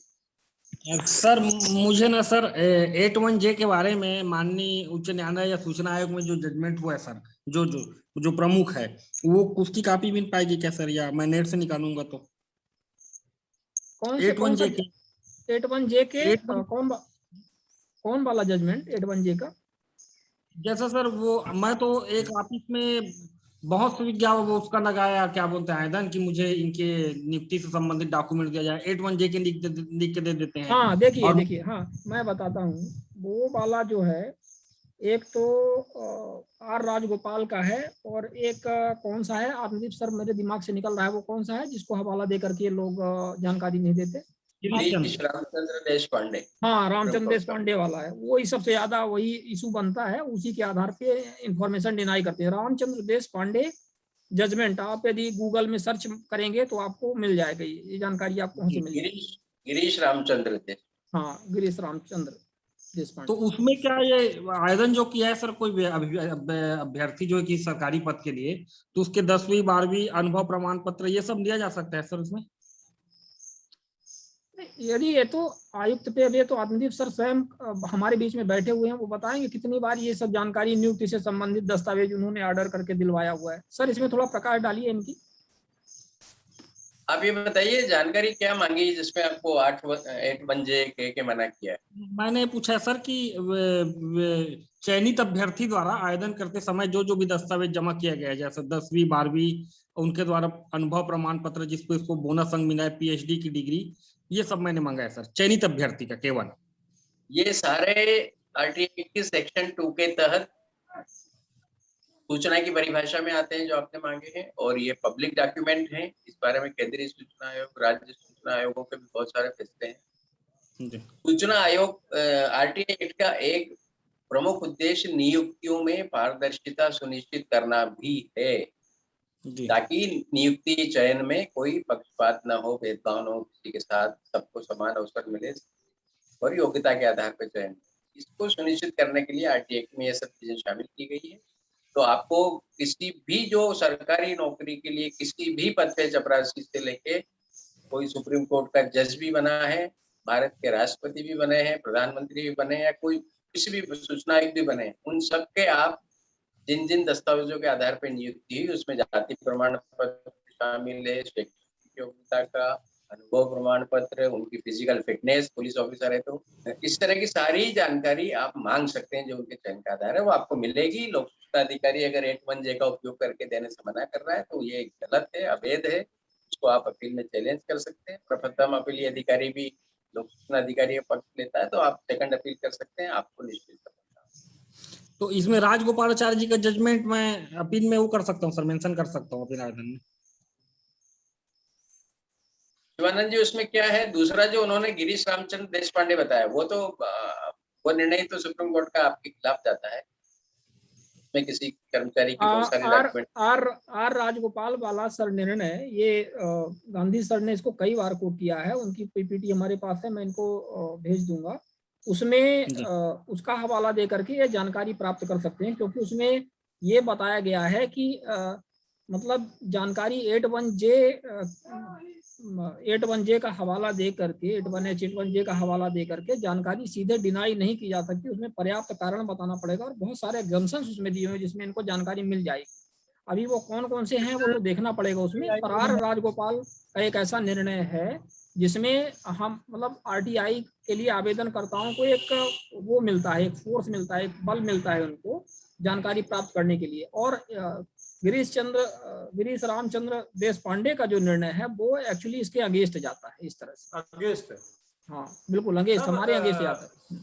शिवानंद जी, इसमें मेरा एक था कि जो भाई साहब कह रहे हैं तो व्यापक लोकहित हो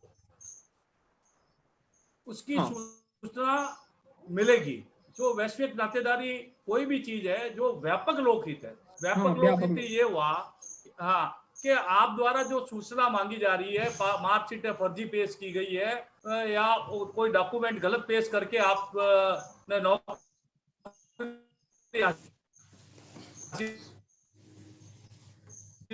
की है या और कोई आप कर रहे हैं, वो एक वैश्विक नातेदारी नहीं हुई, वो एक व्यापक लोकहित है, तो वो सूचना देनी पड़ेगी। देखिए इस मामले में 8(1)J के मामले में एक बात और आप सबकी जानकारी के लिए स्पष्ट कर दें, लागू नहीं हो।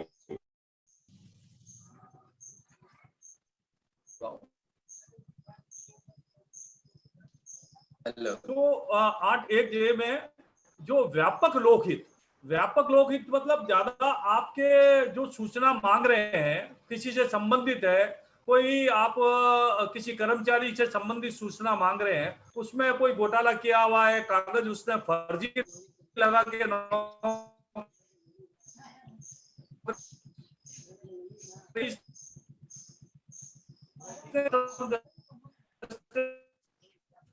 के सूचना वो डिनाई नहीं कर सकते। उसको अपने को कारण बताना पड़ेगा कि भाई ये जो वैश्विक नातेदारी 8(1) वैश्विक नातेदारी का है, तो वैश्विक नातेदारी दोनों के बीच में हुई प्रोड्यूसर, तो उसमें लोकहित क्या है, अपना जो सूचना है उसमें लोकहित है कि इसमें फर्जीवाड़ा हुआ है, इसमें इसने मार्कशीट गलत पेश की है या जन्म तिथि प्रमाण पत्र गलत पेश किया है, तो इस तरह की सूचना दिलवाई जाती है। CIC वगैरह में ऐसे ऑर्डर हो रखे हैं, एक तो मेरे पास भी होंगे जजमेंट जिसमें सूचना दिलाने का आदेश हुए हैं। ये चित्रकांत जी, ये आत्मदीप सर, ये R Rajgopal versus state of Tamil Nadu 7 October 1994 है ये order. R Rajgopal versus state of Tamil Nadu है। इसमें राइट टू प्राइवेसी को लेकर के कुछ ऐसा निर्णय दिया गया है, और चूंकि राइट टू प्राइवेसी सीधे 81J से जुड़ी हुई है और उसी को लेकर के है, ये पूरा है। इंडियन कानून का एक वेब पेज है indianqanun.org, वहाँ पर ये प्राप्त कर सकते हैं। तो आप इसको यहाँ पर सर्च कर लीजिए, हमने इसको देखा हुआ है हमारे पास, वही मोबाइल में जस्ट मैं देख रहा था, तो नोट कर लीजिए, यही है R Rajgopal versus state of Tamil Nadu 7 October 1994, है ना। तो इसको आप देखिए। शिवानंद जी जी, इसके अंदर यदि हम किसी पर्सनल आदमी को टारगेट करके यदि कोई इंफॉर्मेशन मांग रहे हैं तो केवल उसके लिए ही मना किया गया है। अदरवाइज यदि कोई सामूहिक इंफॉर्मेशन है, यदि हमें लग रहा है कि भाई इस भर्ती में एक बड़ी कोई गड़बड़ी हुई है, तो इस प्रकार से यदि कोई सामूहिक इंफॉर्मेशन है तो हम ले सकते हैं, वो जनहित में मानी जाएगी। यदि इंडिविजुअल पर्सन की इंफॉर्मेशन है वो जनहित में नहीं मानी जा सकती। नहीं, इंडिविजुअल पर्सन की इंफॉर्मेशन जनहित में तब मानी जाएगी, ठीक है, मानते हैं आपको, राइट टू प्राइवेसी है, उसका भी खैर एक्ट ही नहीं है, लेकिन वहां पर उतना ही दूर तक उसको अपन देखेंगे जितने में वो लोकहित से जुड़ी हुई ना हो। यदि वो जानकारी लोकहित से जुड़ी हुई, जैसे इंडिविजुअल है, मान लीजिए कोई व्यक्ति है, व्यक्ति विशेष है, उसने फ्रॉड करके कुछ धन अर्जित किया हुआ है, उसके बैंक अकाउंट में उसने ऐसे हासिल किया हुआ है, उसकी जायदाद बहुत ज्यादा है, लेकिन उसकी प्राइवेसी के अंतर्गत वो चीजें आती हैं, उसकी व्यक्तिगत जानकारी है। लेकिन यदि वो हम सिद्ध कर पाए कि ये जो पब्लिक इंपॉर्टेंस से संबंधित जानकारी है, इसने 420 करके ये इतना हार्बर किया हुआ है अमाउंट और ये सारी चीजें, तो वो चीज की जानकारी देनी पड़ेगी उनको, ये देनी पड़ेगी। लेकिन हाँ, हमें एक मिनट रोक रहा हूँ। एक व्यक्ति जो मेरे जाए ही जानकारी में थे, वो अपने जगह पे किसी दूसरे बंदे को बैठा करके और वहां से वो गवर्नमेंट जॉब को हासिल की उसने, मतलब उसका एग्जाम किसी दूसरे बंदे ने दिया। तो यदि मैं एक क्लियरली ये बोलता हूँ कि मुझे इस आदमी से रिलेटेड इंफॉर्मेशन चाहिए, तो मुझे नहीं मिलेगी, मुझे बैच की इंफॉर्मेशन मिल जाएगी।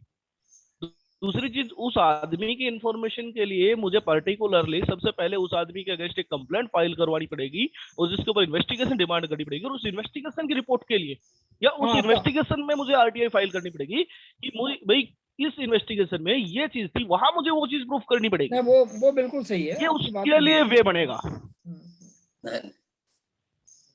नहीं, ये पॉइंट आपका सही है जी इस सर। बिंदु को थोड़ा स्पष्ट करें अगर आप कहें। जी बिल्कुल सर, स्पष्ट करें, ये महत्वपूर्ण बिंदु है। ये बड़े पैमाने पे हो रहा है, जो इन बंधुओं ने शिकायत की है कि 81J की आड़ लेके मना किया जाता है जानकारी। तो सबसे पहले हम सबको 81J को गौर से पढ़ने की आवश्यकता है। केवल 3-4 पंक्तियों का ये प्रावधान है, वो मैं आपको उसका सार बता देता हूँ कि 81J के तहत ऐसी सूचना देने से छूट है जो सूचना व्यक्तिगत सूचना से संबंधित है और जिसका प्रकटन किसी लोक क्रियाकलाप या लोकहित से संबंध नहीं रखता है, इतना ही। तो यहाँ अगर किसी व्यक्ति का सरकारी पद पे चयन हुआ है तो ये व्यक्तिगत सूचना नहीं है, ये लोकहित से भी संबंधित है और लोक क्रियाकलाप से संबंधित है, क्योंकि सरकारी पद पे रह के वो जो काम करेगा वो सारा पब्लिक एक्टिविटी में आता है और चयन भी उसका लोकहित से जुड़ा हुआ है। तो ये व्यक्तिगत सूचना में नहीं आता है, धारा 11 का भी मामला नहीं बनता है परपक्ष से संबंधित। और दूसरा 81J में ही जो आखिरी पंक्ति है वो ये कहा गया है कि व्यक्तिगत सूचना है, इसके अलावा भी जैसा हमने कहा कि सरकारी पद, ये तो छोड़ दीजिए, इससे भी ज्यादा अगर दूसरी व्यक्तिगत सूचना है, लेकिन अगर लोक सूचना अधिकारी या अपीलीय अधिकारी का समाधान हो जाता है कि ऐसी सूचना का प्रकटन विस्तृत लोकहित में न्यायोचित है, तो लोक सूचना अधिकारी या अपीलीय अधिकारी उस सूचना को दे सकता है, प्रकट कर सकता है। अपीलीय अधिकारी भी आदेश दे सकता है कि जानकारी दी जाए, क्योंकि इस एक्ट में कहा गया है कि किसी की व्यक्तिगत सूचना देने से भी उस व्यक्ति को जितना नुकसान होने की संभावना है, उससे अधिक अगर वो सूचना देने से लोकहित सिद्ध होता है, तो वो सूचना दी जाएगी। मतलब जो प्रतिबंधित है वो सूचना भी दी जा सकती है, बशर्ते कि लोकहित सिद्ध होता है। दूसरा, इसी से जुड़ा हुआ एक और महत्वपूर्ण बिंदु है जो सबको ध्यान में रखना चाहिए, 81J के जो खिलाफ जाता है, और 81J में ही वो प्रावधान है कि ऐसी सूचना के लिए किसी व्यक्ति को देने से मना नहीं कर सकते हैं जो सूचना देने से सांसद या विधानसभा को मना नहीं कर सकते। इसमें व्यक्तिगत सूचनाएं भी आती है, किसी पर्टिकुलर एक कर्मचारी की आती है, एक अधिकारी की आती है, किसी भी इंडिविजुअल की आती है, वो भी शामिल है।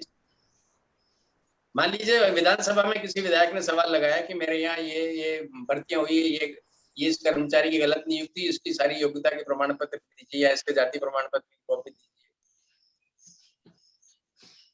या इसकी आय संपत्ति की जानकारी दीजिए, तो विधानसभा को जानकारी देनी पड़ेगी। वैसी जानकारी देने से आरटीआई में भी मना नहीं किया जा सकता है। 81J को अच्छी तरह आप समझेंगे तो अपील में आप निश्चित रूप से सफल होंगे। ज्यादातर लोग इसकी जानकारी के अभाव में ही रुक जाते हैं। ये भी रुकावट नहीं है, अगर लोकहित और लोक क्रियाकलाप से संबंधित तो 81J कतई बाधा नहीं। व्यक्तिगत सूचना भी इसमें लोक सूचना अधिकारी, अपीलीय अधिकारी सूचना दिला सकता है, और ये हमने दिलाई है। हमारी कोर्ट में तो एक केस यहाँ विदिशा के कलेक्टर का आया था। एक पत्रकार ने उनकी नियुक्ति से संबंधित सारे डॉक्यूमेंट्स मांगे थे, और कलेक्टर कार्यालय के लोक सूचना अधिकारी जो कलेक्टर का अधीनस्थ थे, वो लोक सूचना अधिकारी होता है एडिशनल कलेक्टर, उसने मना कर दिया अपने साहब की, वो कैसे दे सकता था कि नहीं दे सकते, व्यक्तिगत जानकारी 81J में आती है। फिर उस पत्रकार ने जो अपीलीय अधिकारी थे, ये सामान्य प्रशासन विभाग के सचिव IAS ऑफिसर भोपाल में मंत्रालय, उनको अपील की। उन्होंने भी यही कह के अपील खारिज कर दी कि व्यक्तिगत जानकारी और आपको नहीं दी जा सकती है, चयन नियुक्ति प्रक्रिया गोपनीय है वगैरह। जब हमारी कोर्ट में मामला आया तो हमने यही जो बातें अभी आपको कही इसके पहले कि ये नियुक्तियों में पारदर्शिता सुनिश्चित करना, किसी भी गड़बड़ी के संदेह को दूर करना, ये भी आरटीआई का उद्देश्य है। और अगर भारत अच्छे तरीके से उचित तरीके से चयन हुआ है तो कोई भी डॉक्यूमेंट छुपाने की क्या आवश्यकता है, ये तो वेबसाइट पे खुद अपलोड करने चाहिए आप। जब अधिकारियों का, कर्मचारियों का वेतनमान सार्वजनिक किया जाता है तो डॉक्यूमेंट क्यों नहीं किए जाने, तो सार्वजनिक करिए। उसको माना और GAT ने सारे उस कलेक्टर के कागज दिए जो भी उसकी नियुक्ति से संबंधित थे, उसने उसका जाति प्रमाण पत्र दुनिया भर के, तो ये दिए जाने योग्य, इसमें कोई दिक्कत नहीं। सर इसमें गांधी 81J मतलब ये अच्छी समझ लीजिए कि केवल व्यक्तिगत, जैसे उसके बाल बच्चों की, पत्नी की जानकारी है, बिल्कुल ही घरेलू किस्म की जानकारी, केवल उसकी मनाही है। बाकी लोकहित लोक क्रियाकलाप की व्यक्तिगत जानकारी देने की कोई मना नहीं, ये अच्छी तरह समझ लीजिए। नहीं सर, गांधी सर का भी इसमें एक डिसीजन है, मैं शेयर कर देता हूँ। ये गांधी सर का डिसीजन है 24 अप्रैल 2009 का, और ये केसेस था सैयद इजहार versus Rajpal Singh, deputy commissioner MCD Delhi. इनमें जो जानकारी मांगी गई थी उनकी इनकम टैक्स की रिटर्न से संबंधित थी। फर्स्ट अपील अथॉरिटी ने PI में डिनाई कर दिया सेक्शन जानकारी काहे से संबंधित थी? ये सर गांधी सर का ऑर्डर है। और विषय वस्तु क्या है, जानकारी क्या मांगी गई थी? सर उन्होंने उनकी इनकम टैक्स की रिटर्न मांगी थी। ये तो नहीं दिया जाए। नहीं सर, ये डिसीजन है। The applicant has asked the RTI application regarding the movable and non-movable properties detail related to the Mr. Syed Nazir Hussain residence ये दिल्ली के MCD के कमिश्नर थे, ये उनसे रिलेटेड केस में शेयर कर देता हूँ व्हाट्सएप ग्रुप में। गांधी सर का डिसीजन है, वो बिल्कुल सही है। इनकम टैक्स रिटर्न, किसी के इंडिविजुअल बैंक खाते की ये जानकारियां नहीं दी जाती। उसने किसको उत्तराधिकारी नामांकित किया, सर्विस बुक में ये जानकारी भी नहीं दी जाएगी। नहीं सर, ये डिस्पोज की गई, यानी कि ऑर्डर हुआ है कि ये जानकारी दी जाए। Income tax return, yes sir. Does the information should be by the applicant in this case?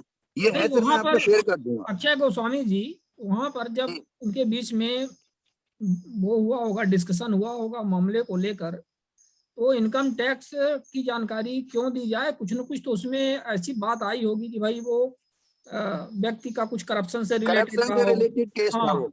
हाँ, तो कुछ न कुछ जब पब्लिक इंपॉर्टेंस उसमें प्रूफ होगा तो वो तो स्वाभाविक है दिया जाएगा। और इनकम टैक्स देखिए, एक सामान्य व्यक्ति के इनकम टैक्स, हमारे आपके इनकम टैक्स की, प्राइवेट व्यक्ति के इनकम टैक्स की जानकारी का तो सवाल ही नहीं पैदा होता मान लीजिए। लेकिन वो यदि सरकारी कर्मचारी है और उसका इनकम टैक्स से रिलेटेड ऐसा होगा तो उसको तो देना चाहिए, मतलब क्योंकि वो भी तो पब्लिक अथॉरिटी है, वो जुड़ा हुआ है, पब्लिक लाइफ से जुड़ा हुआ है। तो और उसमें यदि भ्रष्टाचार के उसके ऊपर आरोप लगे हैं तो इस स्थिति में तो दी जानी चाहिए। तो कुछ ना कुछ उसमें शिवानंद जी, आपकी बात में जरूर जोड़ना चाहेंगे कि जैसे इनकम टैक्स रिटर्न की जानकारी सामान्य अवस्था में नहीं दी जाती है, जैसा आपने कहा, और लोक क्रियाकलाप, लोक से जुड़ा कोई इशू है तो दी जा सकती है, इसी तरह बैंक अकाउंट के मामले में भी है। अभी हमने कहा था कि किसी के बैंक अकाउंट की आप जानकारी नहीं मांग सकते, लेकिन अभी हमारे सामने एक केस आया कि मध्य प्रदेश के किसी व्यक्ति का था कि उसका नाम, उसने मनरेगा में किसी एक पर्टिकुलर आदमी का कहा कि मुझे ये पैसा किसको भुगतान किया गया, उसका बैंक अकाउंट नंबर और उसके नाम की जानकारी दी जाए।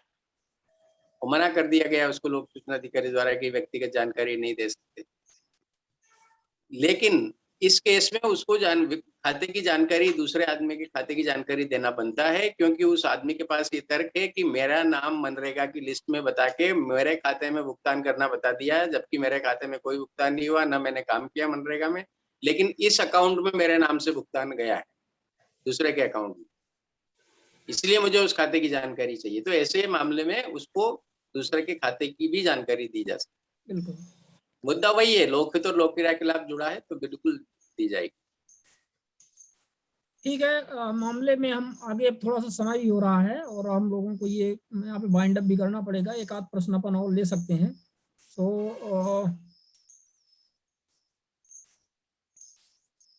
हमारे चैट बॉक्स में भी लोगों ने कुछ प्रश्न किए हुए हैं, हमारे दूसरे साथियों ने, हम देख लेते हैं जरा उनके इस विषय में क्या प्रश्न है।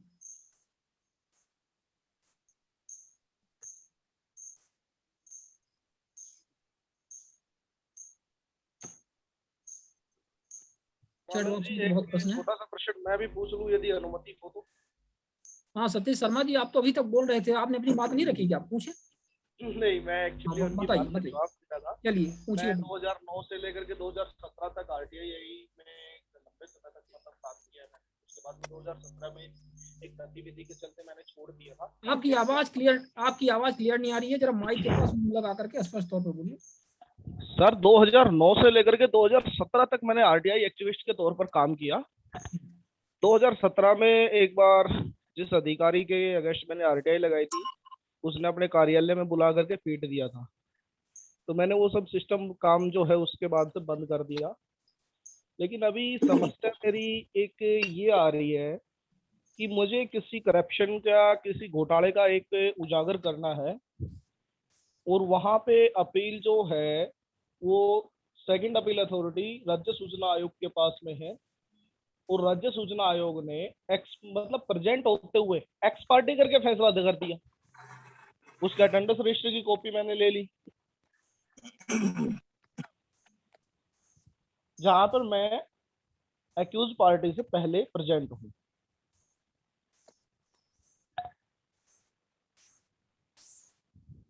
शिवानंद जी। जी आज सर आपने इनके प्रश्न पर गौर किया क्या?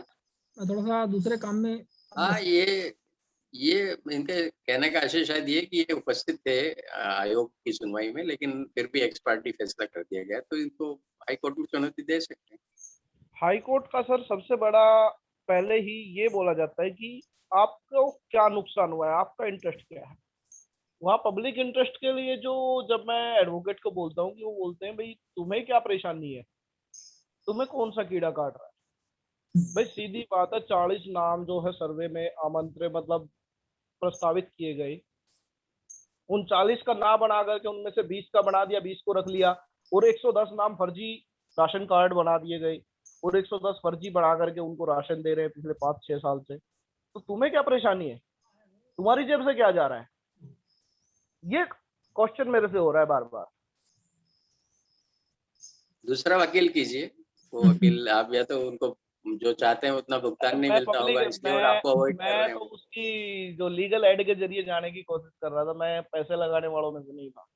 एक्चुअली मैं लीगल एड के जरिए जाने की तो कोशिश लीगल एड से आप जाएंगे तो यही होगा, क्योंकि वहां पे सबसे जो रिजेक्टेड वकील होते हैं वो बैठे रहते हैं। चलिए, लीगल एड की आपने बात करी तो इस विषय पर हम एक और मीटिंग रखेंगे। हमारे फोरम फॉर फास्ट जस्टिस के कुछ साथी हैं, प्रवीण पटेल जी, वो कई बार बात किए हैं ये लीगल एड वाले मामले को लेकर के, तो वहां भी पता चल जाएगा आपको कि किस किस तरह से इनकम्पिटेंट वकीलों को चयन किया जाता है और किस प्रकार से जुगाड़ टेक्नोलॉजी वहां पे काम करती है।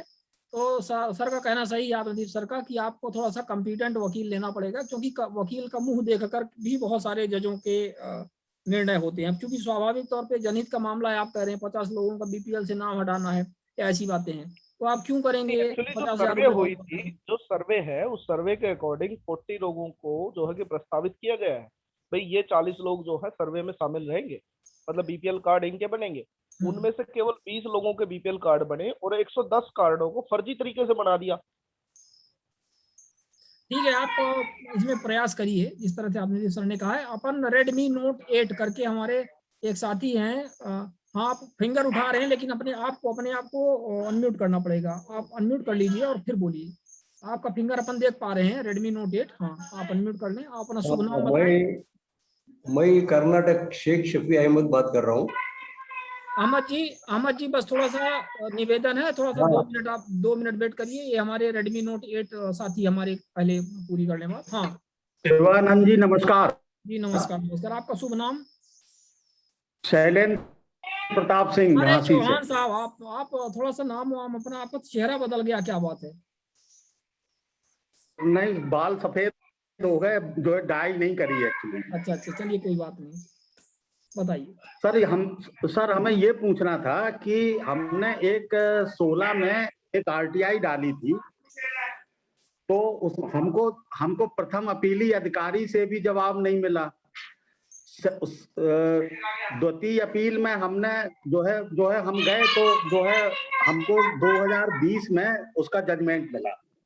जजमेंट जो हमारे फेवर में हुआ कि पीआईओ को जो है ये निर्देश दिया गया कि आप जो है 15 दिन में पंजीकृत डाक से इन्हें सूचना दे दें। तो अभी तक की उसमें जो है जनवरी से अभी तक जो है पीआईओ ने कोई सूचना नहीं दी। आयोग का भी आदेश जो है नहीं माना उन्होंने। तो अब ऐसी स्थिति में हमें क्या करना चाहिए?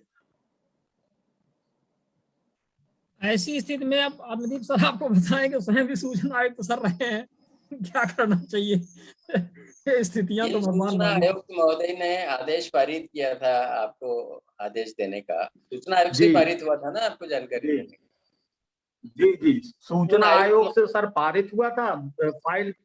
फाइल हमारी दाखिल दफ्तर कर दी उन्होंने।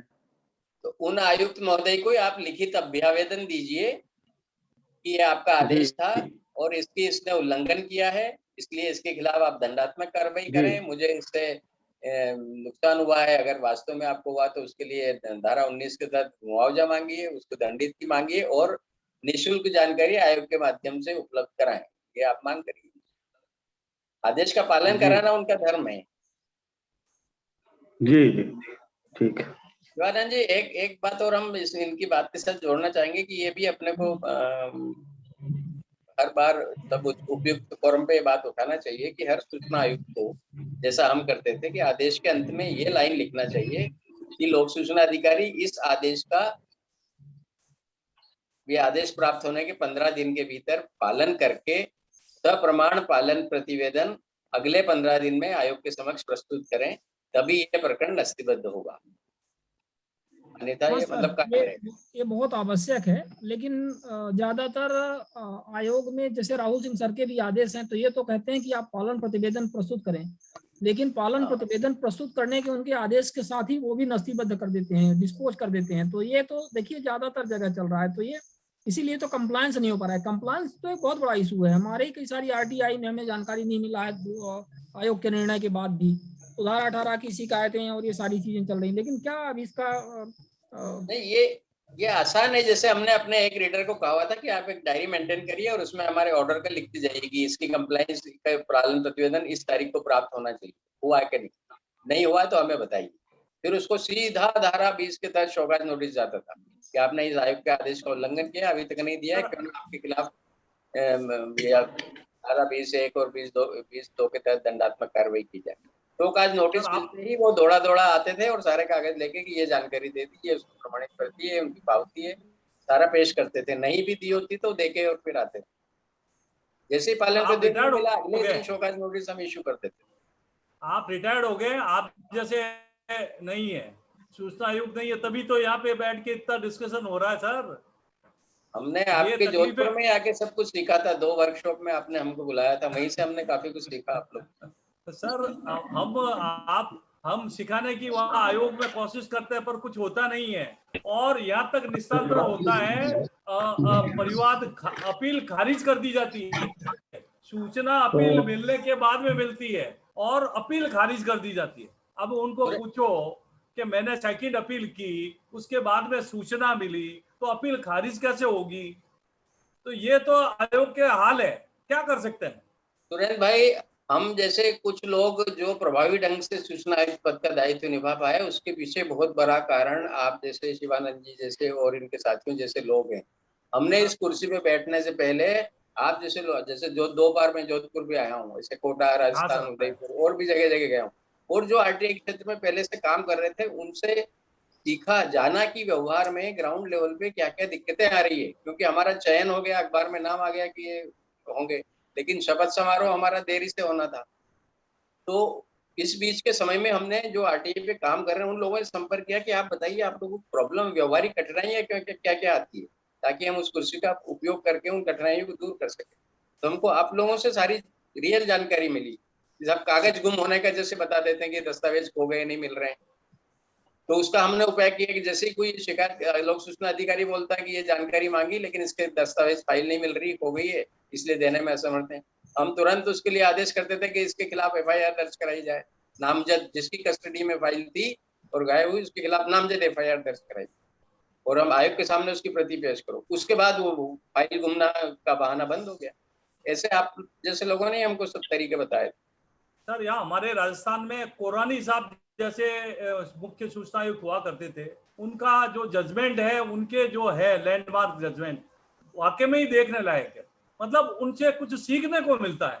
और आज हम जो लोग इतने तकलीफ में हैं और शिवानंद जी इस प्लेटफॉर्म पे लाके लोगों को सिखाने की कोशिश कर रहे हैं, सॉल्यूशन करने की कोशिश कर रहे हैं, बहुत ही टफ काम है और इसके लिए वो बहुत साधुवाद है और हम इनकी जितनी भी प्रशंसा कर रहे हैं और जो आप लोग भी समय दे रहे हैं, रिटायर्ड होने के बाद में आम जन को समय दे रहे हैं, वो एक तारीफ के काबिल है। हम लोग तो प्रयास कर ही रहे हैं, आप इतने दिन से प्रयास कर रहे हैं, हम भी थोड़ा बहुत प्रयास कर रहे हैं, लेकिन सबसे महत्वपूर्ण बात है कि जैसे आत्मदीप जी हैं, हमारे बीच शैलेश गांधी सर हैं, शैलेश गांधी सर, हाँ, इसके पीछे सर हैं, ये सब आप लोग जो आ करके यहाँ पर इस तरह से मार्गदर्शन दे रहे हैं और समय दे रहे हैं, हाँ, मार्गदर्शन समय देना और हाँ ज्यादा महत्वपूर्ण है। आप जो चर्चा कर रहे हैं इससे जुड़ी एक अच्छी खबर आपके साथ शेयर करना चाहेंगे कि सद प्रयासों का रिजल्ट आता है, भले ही देर से आए जल्दी आए, लेकिन जरूर आता है। इस मंच के माध्यम से धारा 4 का पालन कराने पे कितना जोर दिया जा रहा है लगातार, और ये बातें इस मंच के वेबिनार के में जो चर्चा होती है, मीडिया में भी आती है, सोशल मीडिया पे भी, तो सरकार तक भी पहुंचती है। तो अभी मध्य प्रदेश में सहकारिता विभाग के आयुक्त ने आदेश जारी किया सभी विभागों को, अपने अधिकारियों को, कि आप धारा 4 में जो भी 17 बिंदुओं का मैनुअल है उसकी जानकारी सार्वजनिक करो और वेबसाइट पे करो। और भी चीजें उन्होंने लिखी, उसका आदेश हमने फेसबुक पेज पे डाला है। तो ये प्रभाव हुआ है, ये लोगों के प्रयासों का परिणाम। मैं भी राजस्थान में मुख्य सूचना आयुक्त से चर्चा की है इस बारे में, उनको पत्र भी लिखा है कि आप राजस्थान को ये दिशा निर्देश जारी करें, 4(1) में सभी सूचनाएं शो वोटर डाली जाए जिससे अपीलों की संख्या कम होगी। ये प्रयास तो जारी है सर। अब सब प्रयास आप लोगों की वजह से और एक प्लेटफॉर्म की वजह से मिल रहा है, सुरेंद्र कहीं जी, कहीं धीमे धीमे सफलता मिलेगी। जी जी बिल्कुल। और इस सुरेंद्र जी, जनमंच से एक और अभियान चल रहा है कि आरटीआई और अपीलें वगैरह सब कार्रवाई ऑनलाइन हो जाए, ऐसी व्यवस्था की जाए। तो इस मामले में भी मध्य प्रदेश का सहकारिता विभाग पहला डिपार्टमेंट है जिसने घोषणा की है कि हमने सब कुछ ऑनलाइन कर दिया, आप अपील भी आरटीआई भी सब ऑनलाइन कर सकते लेकिन हैं। पहला डिपार्टमेंट। लेकिन सर सहकारिता विभाग में अभी ये स्थिति है कि वहाँ पर आरटीआई कानून लागू ही नहीं होता है, तो उनके करने से हमें थोड़ा नहीं सा कम होता है, फायदा है। सहकारिता विभाग पे होता है, सहकारी संस्थाओं पे नहीं होता है। हाँ, उन पे सहकारी भी संस्थाओं, सहकारी विभाग के माध्यम से लागू किया जा सकता है प्रकारांतर से। बिल्कुल वो किया जा सकता है, लेकिन वो नहीं कर रहे हैं क्योंकि सबसे महत्वपूर्ण इसमें समितियां ही हैं, क्योंकि सब जो है पूरा काम धाम इनको समितियों के माध्यम से ही होता है। सहकारिता विभाग तो चलिए ठीक है, अपने स्तर पर एक हेडक्वार्टर के तौर पर एक एजेंसी के तौर पर काम करता है, तो वहां से यदि वो चाहें जानकारियां तो दिलवा सकते हैं, लेकिन ऐसा कर नहीं रहे हैं। वो पला पलम वाला कुछ एक आपको पता होगा एक आदेश था औरंगाबाद हाई कोर्ट या इस तरह से कुछ था, जिसमें डिप्टी रजिस्ट्रार को कहा गया था कि जो जानकारियां समितियों से संबंधित है वो जानकारियां आप वहां से उपलब्ध करवाइए, लेकिन ऐसा वो कर नहीं रहे हैं। और अभी भी हमारे भी केसेस में अब आपको बताएं कि कई सारे आरटीआई जब ऐसे हमने लगाए थे तो उन्होंने सीधे समिति प्रबंधक को फॉरवर्ड कर दिए या बैंक मैनेजर को फॉरवर्ड कर दिए सहकारी में। वो सीधे सीधे उनका कहना है कि फला फला वो बॉम्बे का एक डिसीजन, इसका वो डिसीजन है, हमारे ऊपर आरटीआई कानून ही लागू नहीं होता है। अब उनके और मध्य प्रदेश में भी उनको 50,000 वाला अपन कॉन्सेप्ट जो है कि 50% of the turnover, yearly turnover और 50,000 रुपीज, अब वो हम लोगों को सिद्ध करने के लिए एड़ी चोटी का बल लगाना पड़ेगा, क्योंकि हमें तो नहीं पता कि देखिए आपने सहकारिता विभाग से जानकारी मांगी और अगर उस अधिकारी के कार्यालय में संधारित है तो उसको देनी पड़ेगी और आप सीधे अपील में जा सकते हैं। वो आरटीआई अंतरित भी उसी को कर सकता है सहकारिता विभाग का अधिकारी जो लोक प्राधिकारी की श्रेणी में आता हो। अब प्राथमिक कोई सहकारी समिति आती नहीं उस श्रेणी में, उसको अंतरित नहीं कर सकता। वो सरासर उसकी दुर्भावना बदनीति को प्रकट करता है। भावना सर खूब रही है और ये इन्होंने किया हुआ है। वो वाला एक मामला भी चल रहा है, वो सेल्समैन से भी रिलेटेड में लगाया था और कुछ अच्छे प्रयास की उम्मीद है। राहुल सिंह सर के ही बेंच में वो पड़ा हुआ है, शायद वो उस पर वो कुछ अच्छा निर्णय देंगे और डिस्कशन तो चल रहा है। देखिए कब तक आता है, संभवतः एक अच्छा निर्णय होगा सहकारिता विभाग के विषय में, लेकिन कब तक आता है ये देखना पड़ेगा। हमारे बीच में एंड्रॉयड ब्लू ड्रॉइड के नाम से है हमारे, आप अपने आप को अनम्यूट कर लीजिए। आपने अपनी बात रखी थी और फिर इस प्रश्न के साथ अभी इस कार्यक्रम की हम संपन्नता, आप अनम्यूट कर लीजिए। पहले आप अपने आप को अनम्यूट करिए, वो जो क्रॉस है उसको हटाइए। हाँ बोलिए। सभी को नमस्कार जी। क्या मैं गुलबर्गा, मेरा नाम शेख शफी अहमद है। मैं गुलबर्गा कर्नाटक से हूँ। जी। अभी जो डिस्कशन हुआ, हर स्टेट में कमीशन में बहुत पेंडेंसी है, तो मैंने सेकंड अपील डालना बंद कर दिया। मैं शॉर्टकट करता हूँ। शॉर्टकट ये आइडिया किया मैंने कि फर्स्ट अपील में जो आदेश होता है, फर्स्ट अपील का आदेश जब होने के बाद उसकी कॉपी हमारे पास आती, वो आदेश को मैं वापस सब्जेक्ट बना के सूचना अधिकारियों को भेजता कि भाई फर्स्ट अपील में ये आदेश हुआ है, ये आदेश के मुताबिक आपने जो रिक्वेस्ट मैं किया था वो आपने इंफॉर्मेशन अभी तक नहीं दिया, तो मेहरबानी करके ये इंफॉर्मेशन आप जल्द से जल्द दीजिए। तो उसमें मेरे काम होने लगे। फर्स्ट अपील का जो आदेश है वो आदेश को ही मैं सब्जेक्ट बना देता, तो मेरा सेकंड अपील में जाने का काम रुक गया। और अगर उसके बाद भी नहीं देता है वो, तो जब सेकंड अपील में जाएगा तो उसके लिए डेफिनेटली पेनल्टी फिक्स हो जाता है। ये मैं एक छोटा सा प्रैक्टिकली काम करते करते एक आइडिया आ गया मुझको, तो ये मैं शेयर बहुत सही आपने फरमाया है। और क्या शुभ नाम आपने बताया, मैं भूल गया। गुलबर्गा से शेख शफी अहमद। शेख शफी अहमद जी। हाँ जी, गुलबर्गा से बहुत सही फरमाया आपने। पर अब इसमें ये आप विचार करिए कि जो प्रथम अपील का आदेश आप लोक सूचना अधिकारी को दे रहे हैं, तो वो प्रथम अपील में तो लोक सूचना अधिकारी को स्वयं भी सुनवाई में उपस्थित होना चाहिए। पर चूंकि विभाग काम नहीं कर रहे हैं और न हमें लगता है कि प्रथम अपीली अधिकारी लोक सूचना अधिकारी आता है प्रथम अपील की सुनवाई में, न उनको ये पता रहता है, न वो इसको समझते हैं। तो एक जो यहाँ पे गैप आपने पॉइंट आउट किया है तो महत्वपूर्ण है कि कई बार, मतलब ठीक है, मतलब कई बार भी नहीं बोल सकते अपन, लेकिन कुछ बार ये आपका आइडिया काम कर सकता है। लेकिन बहुत मतलब यदि लोक सूचना अधिकारी को जानकारी नहीं देना है तो वो नहीं देते हैं, फिर वो जाकर के निर्णय ज्यादातर आपके आयोग स्तर पर ही होते हैं। और एक बात और भी है शेख साहब, इसमें आपका सूचना आयोग कितना पावरफुल है इस पर भी डिपेंड करता है। मतलब सूचना आयुक्त आपके क्षेत्र का कितना सही तरीके से काम कर रहा है, कितना जनता के लिए उसका इंक्लिनेशन है, इस बात पर भी काफी हद तक निर्भर करता है। तो यदि आपको जानकारी मिल रही होगी तो इसका कारण ये भी हो सकता है कि शायद आपके सूचना आयुक्त ठीक ठाक हों और उनको पता हो कि भाई आयोग में जाएगा तो अभी तो यहाँ पे दे दो तो ठीक ठाक है, नहीं तो आयोग में जाएगा तो हमारे ऊपर फाइन भी लग जाएगी। तो ये भी काफी मैटर करती हैं, सारी बातें हैं, तो इन पर भी थोड़ा सा गौर करना पड़ेगा। चलिए, बहुत अच्छी बात है, आपने अपना अनुभव शेयर किया। और सुरेंद्र जैन जी, आत्मदीप सर और हमारे सभी साथी यहाँ पर जो भी जुड़े हुए हैं, और अभी भी बहुत सारे लोगों के बहुत सारे प्रश्न होंगे, लेकिन अब चूंकि हम लोग हर बार ही आते हैं तो कई सारी बातें अब अगले कार्यक्रम के लिए भी अपन लोग इसी तरह से रखते जाएं और डिस्कशन ये कंटिन्यू चलता रहे। अभी हमारे लोगों के एक लाइव का पार्टी बन गया है, तो अगले संडे को अपन फिर मिलेंगे किसी अच्छे नए टॉपिक के साथ में। और हमारे जो दूसरे साथी हैं जिन्होंने अपनी बातें यहाँ पर नहीं रख पाए हैं, उनसे हम क्षमा याचना चाहेंगे कि वो अगले कार्यक्रम में अपनी बातें रखें और अपना हैंड रेज करके या अपने चैट बॉक्स में प्रश्न रख करके बात रखें, और हम उनकी बात को माननीय गणों तक पहुंचवाएंगे और आपकी समाधान होगा। और इसके साथ ही हम इस कार्यक्रम को यहाँ पर विराम देते हैं और फिर मिलते हैं अगले कार्यक्रम में। तो सुरेंद्र जैन जी, आत्मदीप सर, नमस्कार आप सभी साथियों को, हमारे बीच में जो भी जुड़े। शैलेश गांधी सर हमारे बीच में महत्वपूर्ण समय निकाल कर आए, 1 घंटे का समय उन्होंने दिया।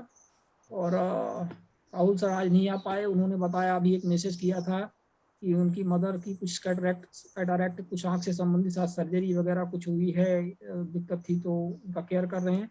तो निश्चित तौर पे हमारी सब भावनाएं, दुआएं जो भी हैं, हमारी सब जो भी उनके साथ में है, वो जल्दी स्वस्थ हों और वो अगले कार्यक्रम में हमारे आए। और बहुत बहुत धन्यवाद आप सभी का। अगले कार्यक्रम में सर नित्यानंद जी, शिवानंद जी, मेरा एक था कि अब की बार ऐसा एक कोई आयोजन रखा जाए कि लोगों को बिंदु वाइज एक एक जानकारियां भी साथ साथ में उपलब्ध कराई जाए। जैसे 6.1 पे कोई हो रहा है, किस तरह से आवेदन किया जाना चाहिए, नए नए जुड़ते हैं, कोई लोगों को नहीं मालूम हो, तो ये भी थोड़ा थोड़ा समय देते हुए अपन इसको भी एक थोड़ा करेंगे तो नए लोग जुड़ेंगे, वो उनको भी एक नई जानकारी मिलेगी कि आवेदन किस तरह से करना चाहिए, तो उसका जवाब कैसे देना चाहिए, क्वेश्चन वाचक नहीं होनी चाहिए, विशिष्टताएं लिख के सूचना मांगनी चाहिए। अपन इस तरह का थोड़ा प्रयास करेंगे और लोग जुड़े। बिल्कुल बिल्कुल, मेरा निवेदन है आपसे, निवेदन है।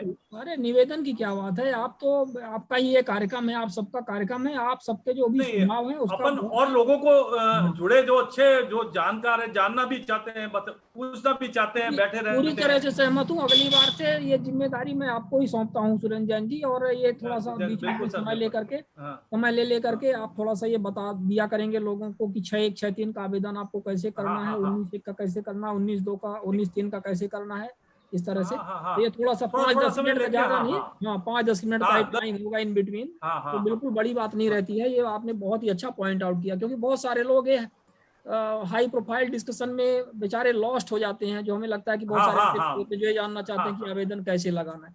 तो ये हमें 10 मिनट का समय इसमें निकालना पड़ेगा। बिल्कुल बहुत अच्छा सजेशन है, इसका हम बहुत स्वागत करते हैं आपका। तो ठीक है, धन्यवाद। मिलते हैं। सुरेंद्र भनोट जी भी हमारे बीच में जुड़े हुए हैं, स्वागत है आप सभी।